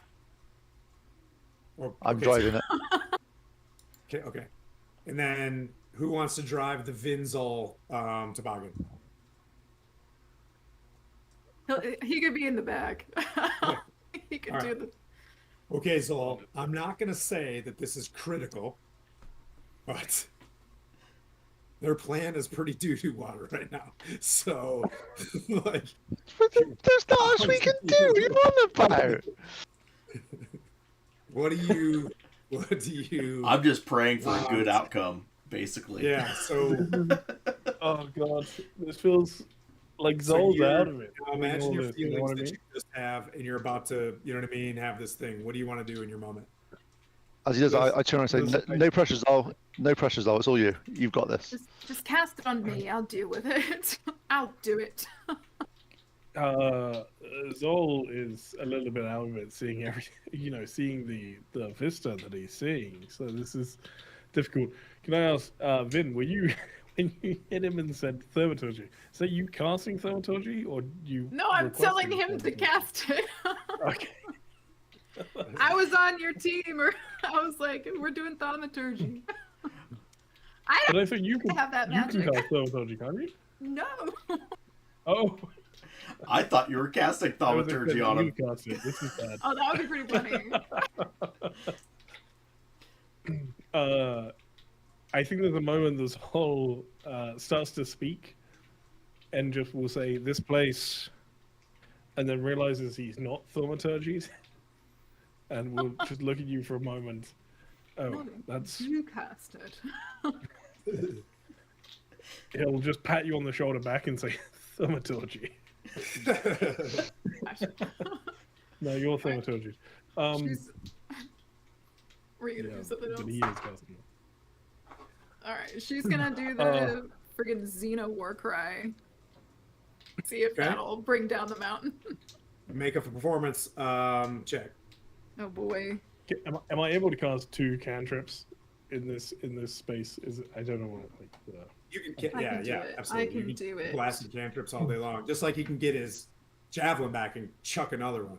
You know what I mean? So like that's just stay with me on this. You know what I mean? Like the first effort, plans are only good up to the, Alright. the Performance. next ballpark. Okay. I used one of my knowledge of a past life, like battle cry. Okay. And I got like a 17. Okay. Yeah, so you in your previous time, you remember like as you think of this, you kind of do that, and then I'll do what happens when you do this. So hang on to this for a second, because something's just gonna come out that you haven't said. No, oh, go ahead. Zol. Zol feels like he's operating in a dream state at the moment, but will, thaumaturgy, and at the same time just only a little bit out of it, and just smash down a sorcerer's burst for 17 points of thunder damage. Do you have to roll to hit your sorcerer's burst? Yeah. Yeah. Is it a? You missed the ground. Gonna miss that smack on the So ground. what I want you to do is do a nature check on where you're throwing this. Well, matter of fact, since you didn't, since you didn't.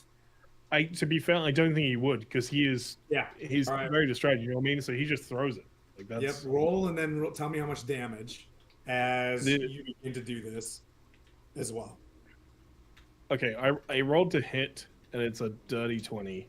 Okay. And then the damage is 17 thunder. Okay. And then, okay. You will that with me. You summon your spear. You throw it as well. Roll to hit. Give me damage. Roll to hit. That's a 19 to hit. Okay. That's 14 damage. Actually, sorry, no, on D6. 14. 18 damage, sorry. And you did a smite as well, yes or no? The first one, not a smite. I just want to see if it does anything. If I do, I will use a smite if I need to. So you guys basically smash this thing, and then you hear, I think maybe Silvara says this is kind of happening. You hear,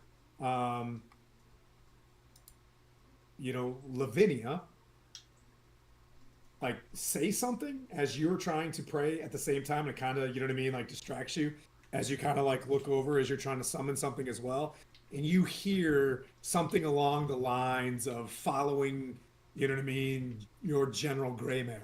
Like you hear, you know what I mean, like something of, you know, we've never let each other down, you know, some sort of speech along those lines. You know, General Greymare is always there with you, you know, as you hear this cacophonous, you know, roar across the field as well. The 14 with where you want to hit is pretty good as well. The sorcerer's first hit, you sit there for a moment, and then you just hear crack, crack, crack, crack, as this like fissure starts cracking from probably about 300 feet across.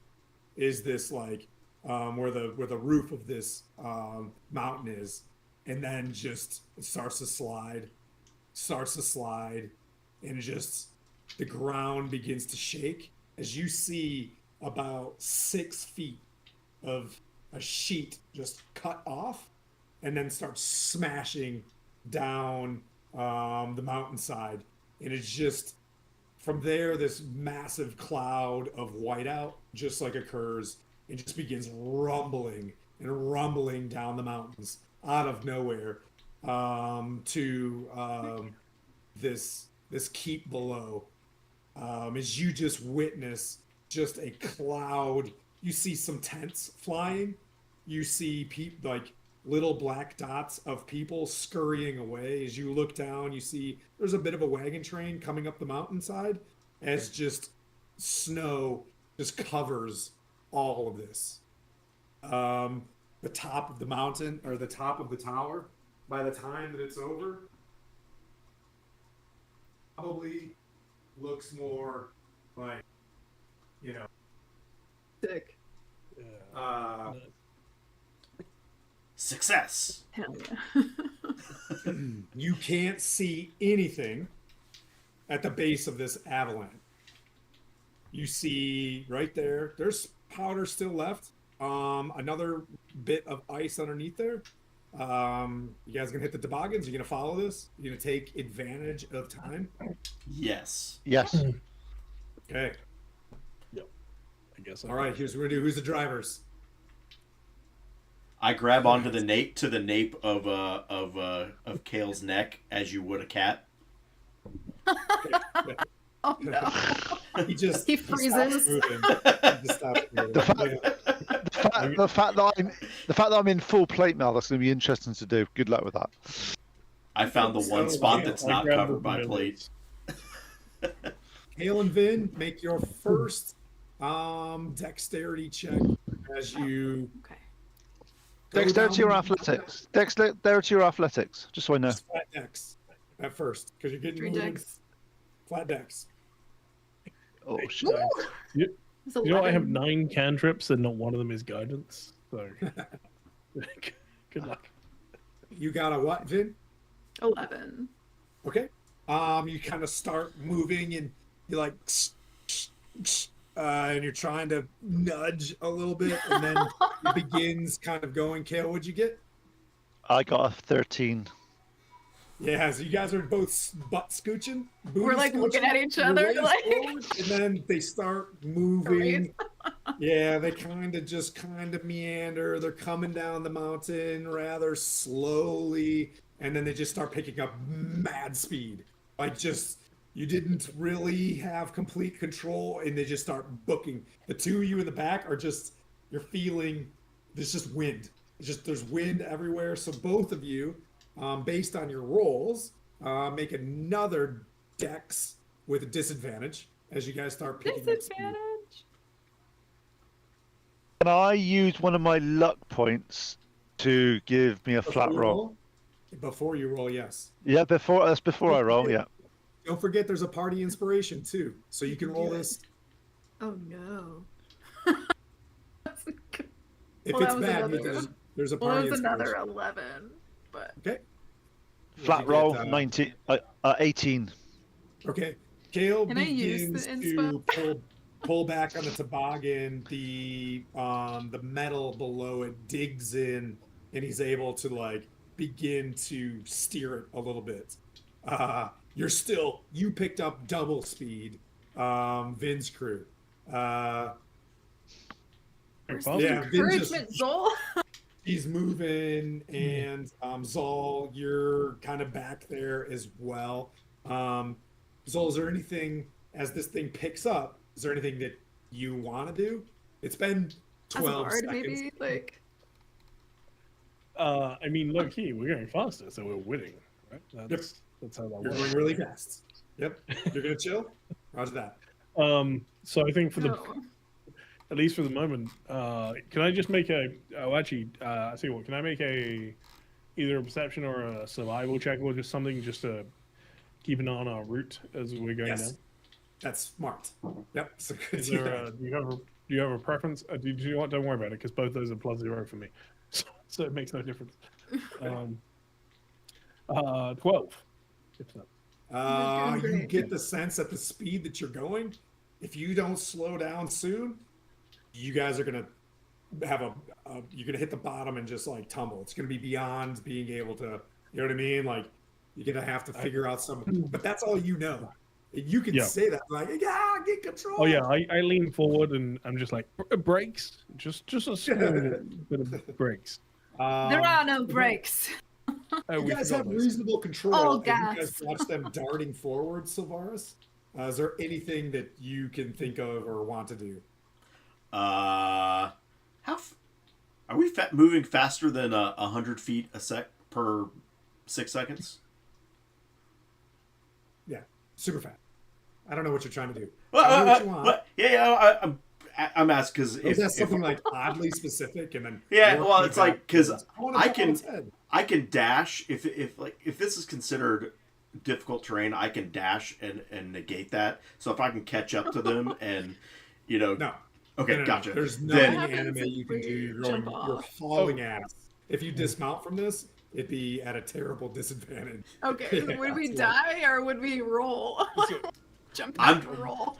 I'm just gonna help out Kale by shoving my hand in the ice and try to steer us a little bit. Oh, ice. Oh, ice. Okay, fine. Okay. Not in your back. Okay. Well, To help, think about that one. just to help guide. Yeah. Okay.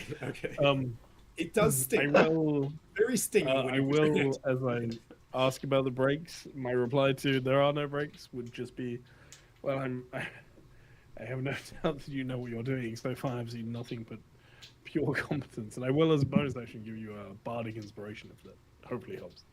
Oh, Thank God, that's what I That's what I wanted. was about. okay. Kale, your last check. You've got this thing under control. You've got some speed, but you see them just like they're like turning into an ant in front of you. You're like, oh man, they're really good at bobsledding. I have a question here. Does Kel realize that their speed is stupid and they should be slowing down? Or do I feel that they're doing it right and I should speed up? I mean, Ooh, you that's can a good do question. Your Kale wisdom check if you'd like. Yeah. Oh, please fail. Do a Please quick- Is fail. that Do a quick insight. This is the Inside- question every great snowboarder asks themselves. Yeah. At some point. Insight Am I of going to die 9. today? Yes. Yeah. 9. You think that you want to speed up. You're like, oh yeah? Yeah. You're like, oh, yeah. All right, Vin. It's a We're whiteout all in front going of to you. Like die. the wind is just Oh. blasting you in the face. Go for it. Can I see if I can get this in control? Son of a bitch. That's not good. You can use your bardic inspiration. I did. Oh no. Oh. I'm gonna use my other knowledge of a past life and add to that. Okay. 13. Okay. So it's not the worst, but it is It's not better good at all. than before. Yeah, but yeah, because it compounds the faster you go. It goes from like a, you know what I mean, like a 12. Are we to a trying to wait? 15. Are we trying to go slower? Like, are we trying to roll low? No. You're trying to roll high, so you gain control of this thing. Okay, Yeah, that's what I But was thinking. I was like, wait a minute, why are we still going? We're It's getting you just- faster. You just this thing just keeps picking up speed. You're like, I have no idea how to drive a toboggan. Like you try pulling back on it a little bit. You guys fly to the base of this hill, and just smash into the snow. Both taking, we'll say 6 bludgeoning damage as you guys just like you guys Aw. see them roll out of this thing, right? And Kale, what is your last roll? I don't know yet. Please be a 1. Please be a 1. That'd be great. It would be not on that one, but it would be a 1. But I'm using my inspiration because I rolled a 2, which means -1, which goes to 1. Did you actually get a 1? No, I rolled a 2, which I have a -1 dexterity. Oh, I was hoping that no. I was hoping this was an athletics check. That's why I was in the. Otherwise, I would have put the bar. I'd have put the monk in. So second roll with advantage, 16. I remember, obviously, I'm trying to speed up because I feel that they're ahead of us. That's what I was doing. You get up there just in time for them, and you see them kind of like their snow is in their hair. You're at the base of probably 40 feet of a pile of snow, and you can just see the top of the tower that is broke off, like a chimney in this thing. You don't see anybody like around this, but you see a chimney of like snow. I'm sorry, there's a chimney of where the tower broke off. You know what I mean? Like right above. And there's what used to be the town below, but the only thing that's left to keep is this chimney. And I go, Vin, you're supposed to stay in the toboggan. You think I don't know that? All right, Well, so I'll you- go well- in kind of sequence around the map here real quick since we're almost towards the end. Vin, where do you instinctively go? What do you instinctively do as soon as you kind of tumble? You come out of this. There's snow in your hair. Everybody has been, like, pretty much everybody's been buried, right? We only see just this very tippy top of the thing. As you do a quick assessment, you don't see anybody. Okay, well, I'm gonna. I mean, there's probably like 20 feet of packed snow that just hit them at 50 miles an hour. Okay, so it is packed snow. Yep. Okay. Well, she's gonna be like dusting herself off real quick and look and see if Zol's okay. Zol seems Yeah. okay. He stands up as well. Alright. You And once instinctively kind of he's- assess Zol. Zol, what do you do? Well, I think the first thing that's only right to do is I pop out of the snow and I'll just call. Next time I drive, maybe. Just Yeah, you drive and I'll cast Thaumaturgy. I thought you Right next to you I slides. can't. Left reflector. You hear as the other one stops. Kale, what do you do? And I look over. I'll say, "Hey, should we fall out to make them feel better, Sylvanas?" Yeah. Actually, And as we stop, I'll just. I jump up as he stops. I jump up and strike a pose and say, "I become the storm," and activate my elemental God. attunement. I'm gonna throw a snowball at him. I just get out. I get out and just do a just like I roll over as I stop and go. Oh, we all right, guys? That's cute. And want us we were to not just feel so worried about bad. getting here fast. You were on fire. I had to stop using the brakes to catch up with you guys. I told you there Holy were shit. brakes. And then like she's like actually looking kind of like excited, like kind of pumped. Like it's maybe one like she's usually not very excited about things, but she seemed like she was kind of thrilled by that. Where do you want to go? she's gonna make her way toward that, Okay. the tippy top of the tower. You climb up. You get into this 10-foot circular. You guys all kind of go up there as well. You know, Vin, you look down into, and this sulfur smell, right, hits you. And Zol, as you kind of go up there as well, you look down and you can smell some very familiar earthen cave-like smells. But what you guys see, like the smokestack, the tower that's kind of thin that goes up, what used to be a small place for someone to entreat somebody in a very small keep, you now see a very deep, winding staircase that goes beyond as far as you can see. And you listen to just the hollow smells of depth. And just from this is where you hear the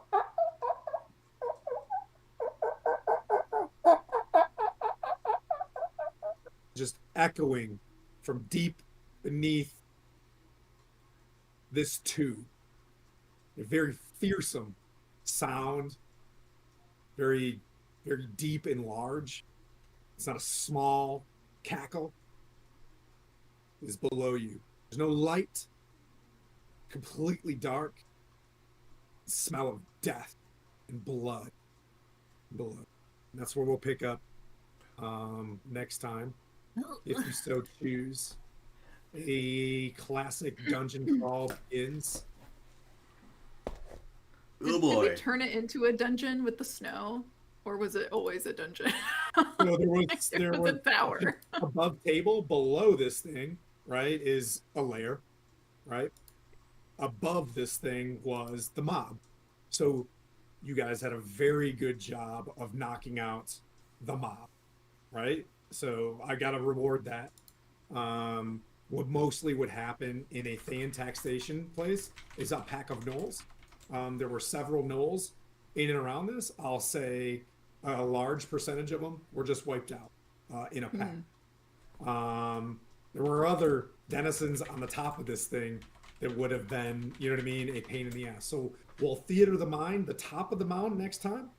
I'll build out the lair, right, for you guys. And, you know, you can either choose, you know, you can go around, but that would defeat the purpose to go around because you guys came here to solve the problem. The tax station is dead, but what is below it that keeps this place fearsome is still alive. Does that make sense? It's still there. Okay. I think we're going to raid into Gary Con, if you don't mind, because they got a show with Ed Greenwood tonight. Sweet. Which is kind of cool. But thank you all for playing. Let's see. Wednesday, we are back. Wednesday night. I need to hastily build another map, probably this evening, for... We put the F in Fanlin? Eve of Ruin, the Vecna side of the story. There are two liches, Zaz, Tam, and Vecna. The other party, who lives in the same time line as you, but on the Sword Coast, is battling with Vecna's problems. And they are in Helm's Hold. They're about to go to the Basilica that Krista's painting right now. So that should be fun. Stick around for Wednesday night. That should be a blast. Cool. Next Sunday, we are the Salt Martians are going to see. They've just arrived at Seaton or the Styes, and they're trying to find out. They're trying to identify why it's gone silent. We have tricks too. We have scunions we're going to do against you. Pretty awesome. Gary and I have been up to brick the DMs. Thank you guys so much for how attentive you are. I hope that you kind of understand that there is a path. Hope you feel more with the RP that we had in this one to saturate a little bit of more of what's going on and some familiarity with each other as a party. So I feel like that's kind of happening a little bit, which is kind of... We'll look forward to meeting you guys here in 2 weeks, back in this one. And then this Sunday with Pete and Wednesday again with me. See, Orc, you got anything? Ty, you got anything coming up this week that you'd like to offer? Yeah, no. Okay. We have a All right. we have a bunch of games on, mostly our regular interconnected Greyhawk campaigns. So we Yep. run 4 a week that are Oh all shit! in the same I world at the same time. accidentally just clicked it over. Fuck. That's okay, man.